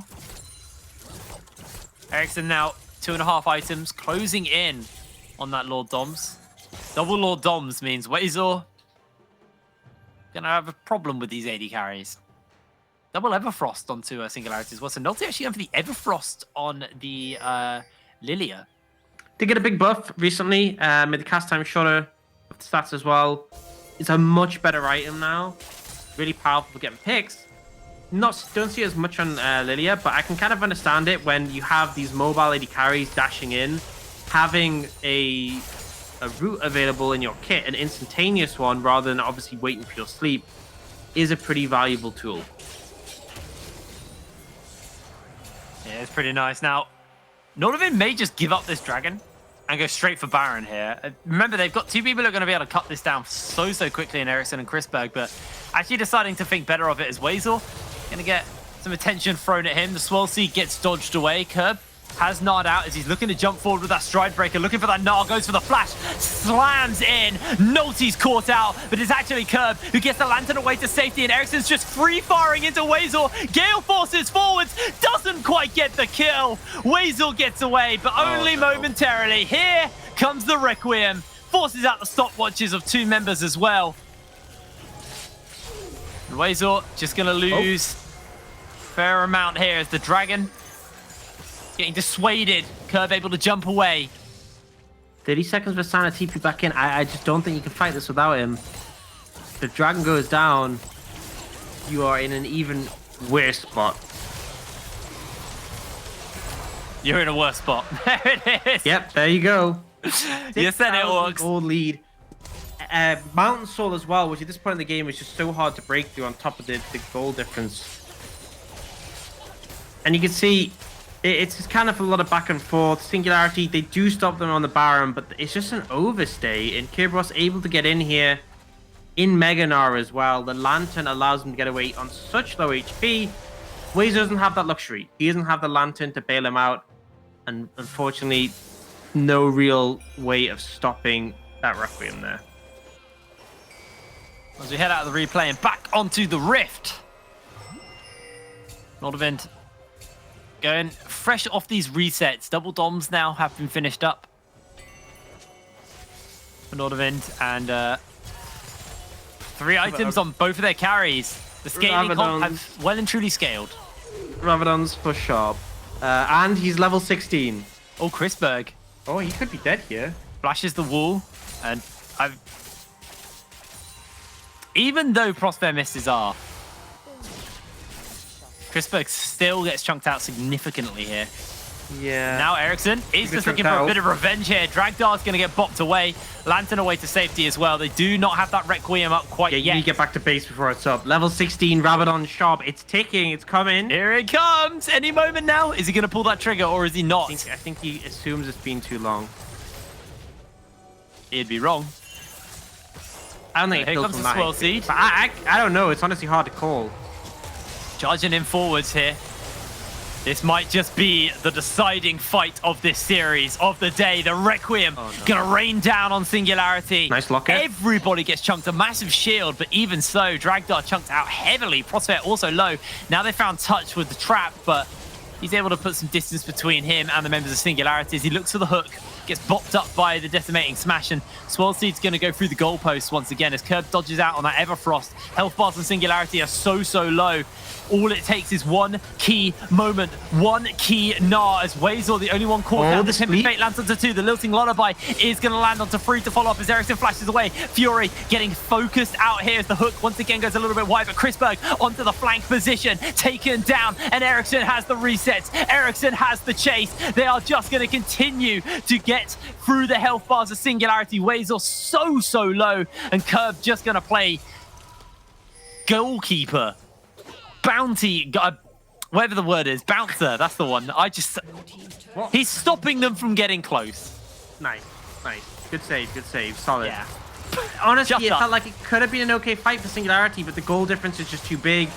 The sleep comes down, and they just don't have the follow-up. Dragdar ends up getting caught out in the mix and goes down, and when he's unavailable, it feels like they kind of lost their win there. Maybe able to get a replay off that one. And yeah, I mean, this sleep was pretty big, and it kind of felt like maybe this was the moment they can turn it around. But the follow-up just isn't available. Wazel isn't able to get close. The Temper Fate kind of doesn't really sync up with things. And then we see Chrisberg diving on a Dragdar to basically 100-0 him. And Chrisberg does get taken out on the back end, but the thing is, that's fine, because you still have your second AD carry, Ericsson. I guess your third AD carry, sort of, in Chaos. But these two are just running down targets, just decimating them, and it's rough for Singularity. If you're losing that fight where you get that huge sleep, I don't know what to say. What you say is, You say go next. Yeah, I mean, there is no next. This is it. If Singularity's Nexus explodes... No, go next split. Next split is... Yeah, that is where this goes. It goes to next split. Do it I. 8,000 gold lead. Baron in hand for Nordavind. Mountain And they're Soul pushing. for those extra shields and a bit of survivability. They got a large wave to work with as well, and Tristana Kaiser, these towers are butter to them. As they finally crack open the base, Nordavind step ever closer to the lower bracket finals, towards Fnatic Rising. They are going to back off for the moment, though.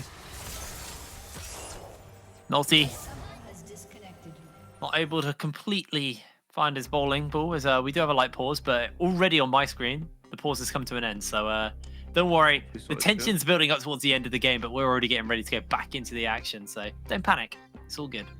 One fight, and it's over for Singularity. Their entire spring season, their chances at EU Masters, and they're split. One fight, and I think Nordavind could just end this. One good fight for them. Singularity need to do a lot to get back into this game. Definitely won't give up on this one, but it is looking more and more difficult. Baron available, Dean used to push in. Another pause coming in. They're not ready to go yet. They are buying time. They're just, as long as the game doesn't end, we're not out. Yeah, so we have had a little bug, so we are just waiting to fix that, and then we'll be getting back into the game. But yeah, it really feels like Singularity's time here at the spring split is on, well, they're on borrowed time at this point. It's limited. Yep. So I mean, literally, we have a limited amount of pause time per team. True. Seems like Prosper's issues is unable to buy in the shop.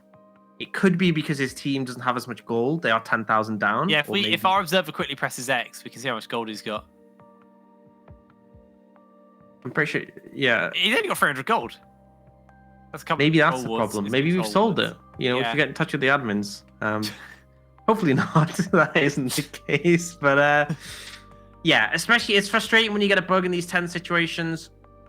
Like the team who are ahead are just like, we just want to get this over and done with. We want to keep our momentum. The team who are behind are like, it's frustrating because you're kind of locked into this rough situation that you're trying to get out of.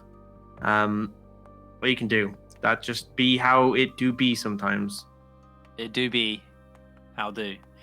Yeah, so we are just waiting for this pause to resolve itself. So we have a little bit more time to kind of reflect on everything, because I think that's where we're at now. I think we're at the reflection stage. You know, I think it's the last stage of grieving is acceptance, and I think that's where we are for Singularity right now. They've had a good split. They have had a good split. I'm not ready to give up on them yet. Technically, they're not done. But Yeah. big but 7 towers, 10k, Mountain Soul. What about open base. Nordavind though? Like, think how I'm just gonna say it. Think how pure garbage Nordavind were at the start of the split. Yeah. Right. And look where they are now. What a difference, honestly. Because they really were rough. If you didn't tune in earlier in the split, Nordavind did not look good, and I think everyone on Nordavind will agree with that. They got their And stuff just- together. They really did. Managing to take out BTXL, taking the Fury? game off them, the only team to do so. Fury just wanted to do a little stopwatch. But like, to be in this position to potentially be going up against Fnatic next as the strongest non-academy team is pretty crazy transformation. Considering they were one loss away from relegation, but Engage are going to come in now, trap down and Sharp. Oh, great stopwatch to block out on the trap for the moment. Sharp doesn't even lose a little bit of They're health. gone! Here's the Requiem. Oh! Down goes the members. Dragged Arlo. Prosper's burning out, but he is able to survive. Baron buff onto these minions. Here comes the charge. Here comes the desperation from Singularity. Ericsson untouched, and Ericsson just going forward, going to take this win. As Nordavind take down turret number 1, turret number 2, quick to follow, and Nordavind make it to the lower bracket final, crushing Singularity in game number 3.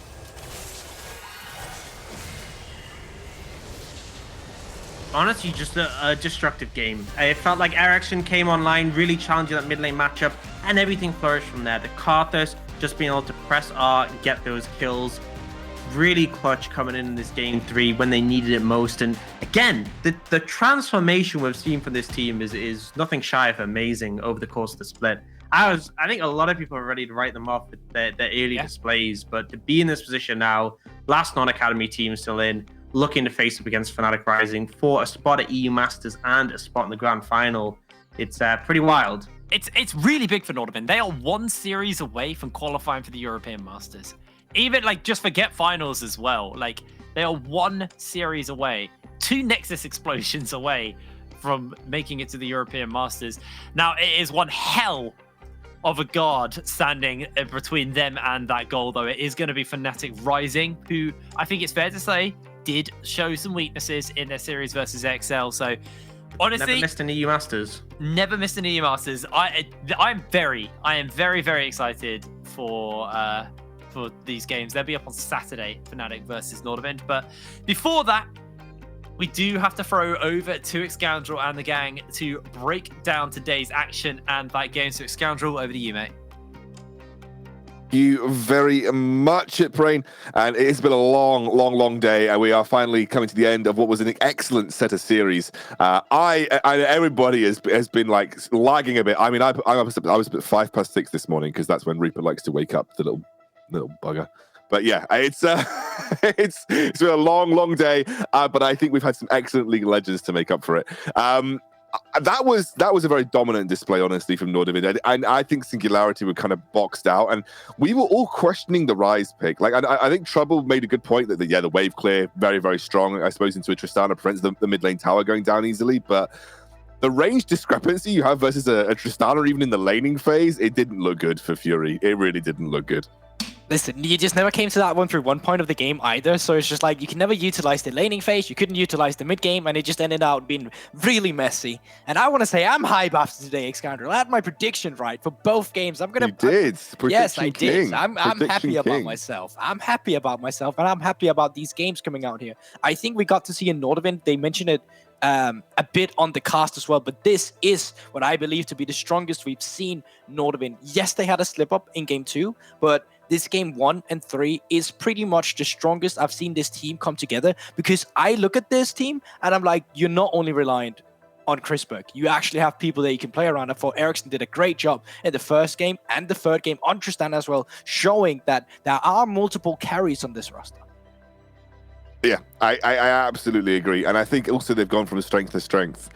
From the mid-season onwards, like I think from mid-season onwards, Nordavind just got stronger and stronger. They have gone absolutely above and beyond where I thought they were capable of, and just seem to be getting better and better every time I see them play. I think they're a genuine threat, and I think they can take Fnatic in a series, especially with Fnatic looking a little shaky here and there. Obviously, as Jake said, it is a big step up to take on one of those two teams, but I mean, Nordavind are just now one series away from the European Masters. Now, I'm going to confirm with my producer, because I think for the first time ever, Trouble might be doing an interview here. So if Max is okay with that, and he can actually make it work, he's going to have to give me a confirmation if we can do this.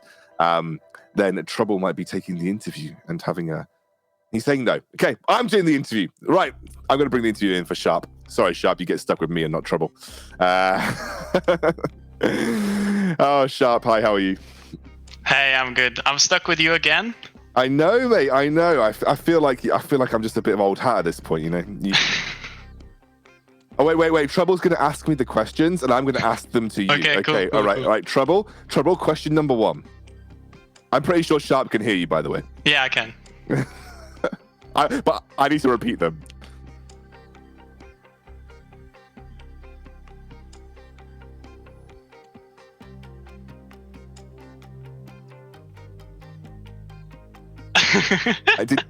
Did Stream hear that, Max? Because if not, I have to repeat the question. This is what I need to ask. If Stream heard that question, if not, I'm going to have to repeat it. But I'll repeat it just in case.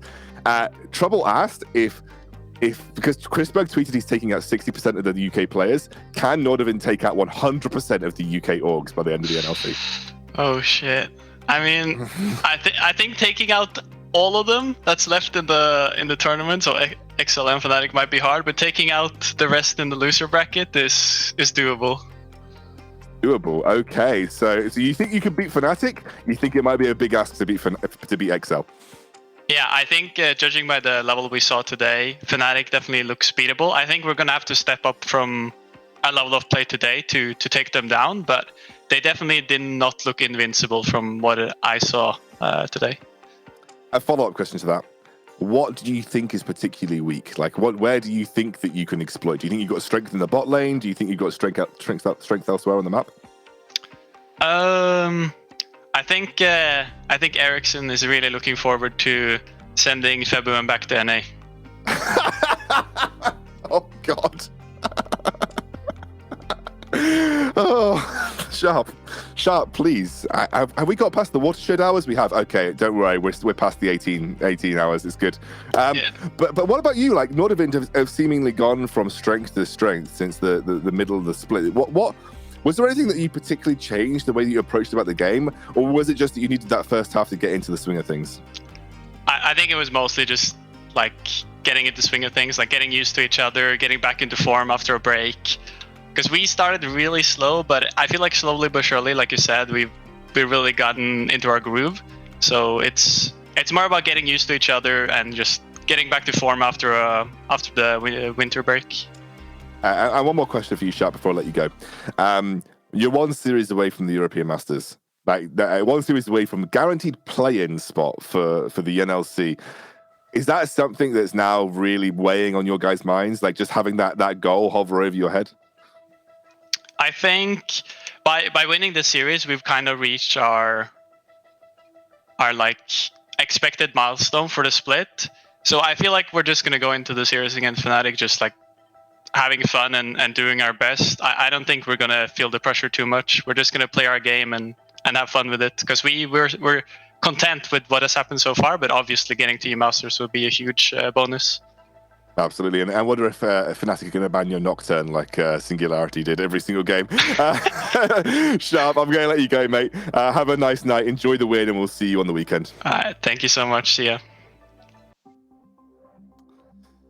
Sorry, Trouble. Apparently, stream couldn't hear you, so it would have been rather awkward to just keep getting you to translate questions across. Okay, let's have a look at the play of the match. I believe Trouble, you're taking me through this, so.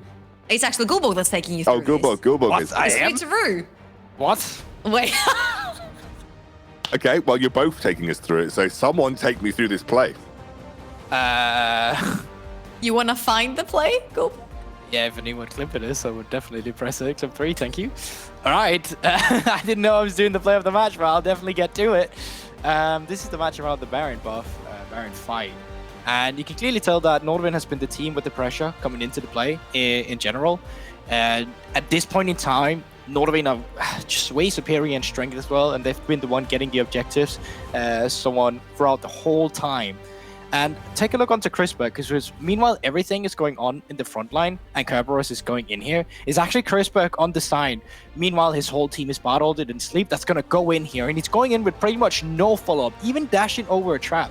Only getting 1 kill here, I believe, and then he's just left out to dry. But this is what I was talking about. Nordavind is no longer about one carry. There's also Ericsson who's going to be able to follow up in these fights and actually get stuff done. And after getting these kills, they're just able to peel back on the Baron and actually close out the game afterwards. And it's just so important to reiterate how it's just not the Crispberg show anymore. Sharp is stepping up. Ericsson is stepping up. Curb getting into the team has stepped up. And the only reason I don't mention Touch is because he's literally moving around the map together with Crispberg and facilitates for him. But it's like, if Crispberg doesn't get to pop off, there's just so many other options on the map for Nordavind. And yes, if it looked possible for a team to possibly take a game or a series of Fnatic, I think this iteration of Nordavind could do it. I think you're absolutely right. Now let's take a look back at some of the highlights from our day. Of course, XL beat Fnatic in what was a pretty mental best of 3. That first game was just nutty, like absolutely nutty. Obviously, then Fnatic came back with a pretty big stomp, and then XL came back with a pretty big stomp, and it was a 2-1 overall. Yeah, and like first game really set our expectations because of how this series was gonna go. And then we were kind of just let down. Then we was just like, okay, here's a stomp and here's a stomp, and that's kind of just the deal between these two teams. And that's why I'm so excited if they're gonna see each other again in a best of 5 to see how will it go after you faced each other for the first time, because this is the first time they ever faced each other. Honestly, it's really funny because, like Gilbert mentioned, the BTXL Fnatic game was absolute fire. There were kills right, left, and center. There was so much action right from the get-go. And then you go into the Nordavind Singularity, and these teams show how much they want to play textbook, how much they want to win. They don't want to take chances. Whilst BTXL and Fnatic are just beating each other with forks and knives, literally since minute 1. And it's just showing how, like, the stylistic difference between the two teams when there's like a really important match, and how they come out from it. And honestly, it's gonna be really fun to see if Nordavind are gonna keep the cool, calm, collected sort of textbook play style versus a Fnatic that's gonna bring fire from the start. Oh my word, that's going to be an insane series. On Saturday, I believe we have that series coming up. And then, of course, we have a best of 5, where I believe XL do have a 1-game advantage coming into that series as well. So XL could very easily make that a best of 3 if they manage to sweep it. But, of course, could go all the way to a best of 5 if the challengers manage to take the fight to them in that as well. And the winner of that series both wins the NLC, but also gets that group spot for the NLC. They don't get a weighted? Oh, I thought they had a weighted finals. Oh, I thought there was a weighted finals. So I heard someone mention it earlier, and I just took no weighted finals. We mentioned it, and we're like, there is no weighted finals. Oh, I see. That's what I know. No weighted finals, but you get side selection. There you go. There you get side selection. Anyway, I'm really tired. Anyway, let's have a look at the MVP of the day. Who have we chosen for player of the day? Well, I was like, you know what? I gotta pick my boy Sharp here, coming in from the Norwegian scene, of course. Not a Nocturne, one-trick pony. Let's get that. Always ahead of the play. I thought he was always in a clutch position. When there was a dive happening, he was there to cover. Or when he wanted to create a play, he had the priority to play it for. And then we had the clutch outplays we saw on the likes of Olaf, but even onto the likes of Cartus, where he pressed that R button. That was really cool. Remember that, guys? Big outplay. R. Yes. And of course, he's Norwegian. You know what? We gotta give some love for the other Scandinavians we have in the scene. It's not only about the Danes, although I would love it too. But no, it's not. Because when you got a jungler like Sharp ready to say, you know what? I'm giving the others, junglers in the league, a run for their money. You gotta highlight it. I think Sharp has been banging these series. I think honestly, I think he's been going from strength to strength. When you have to ban his Nocturne every single game as well, you know that he's got that extra little bit in his arsenal.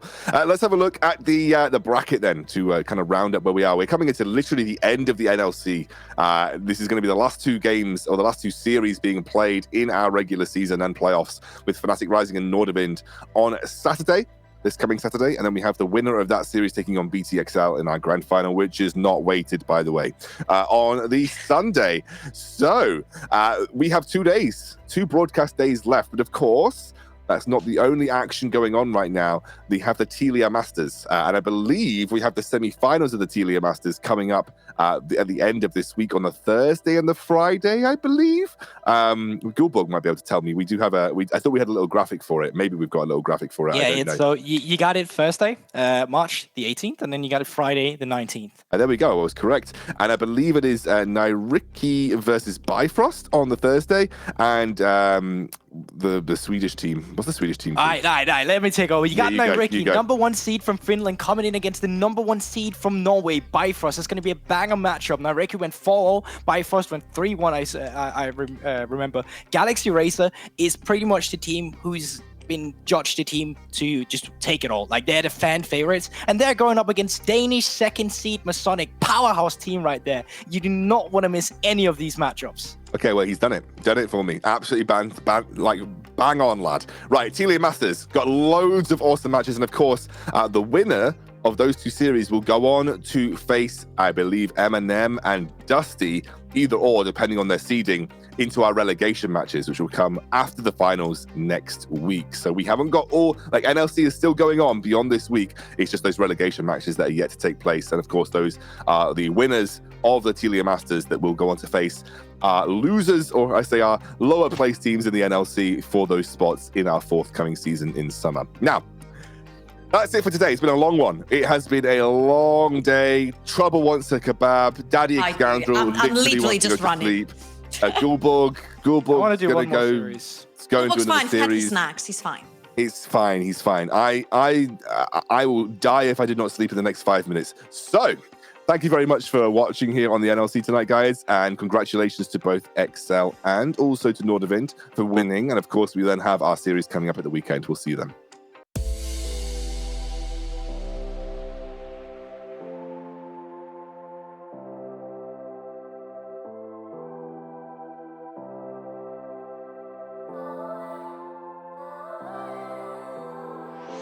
Must be dreaming, think I saw a ghost. Or was it an angel of the past that we all know? Ain't got the answers, but I hold the hope. So I'm holding on to the love, embracing the unknown. Now I'm dancing to the music. I'll just keep dancing till I lose it. Yeah, I got that Friday feeling. Yeah, it's all that I've been needing. Feel it, you're feeling good. Feel it, you're feeling good. Feel it, you're feeling good. So good. Feel it, you're feeling good. Feel it, you're feeling good. Feel it, you're feeling good. So good.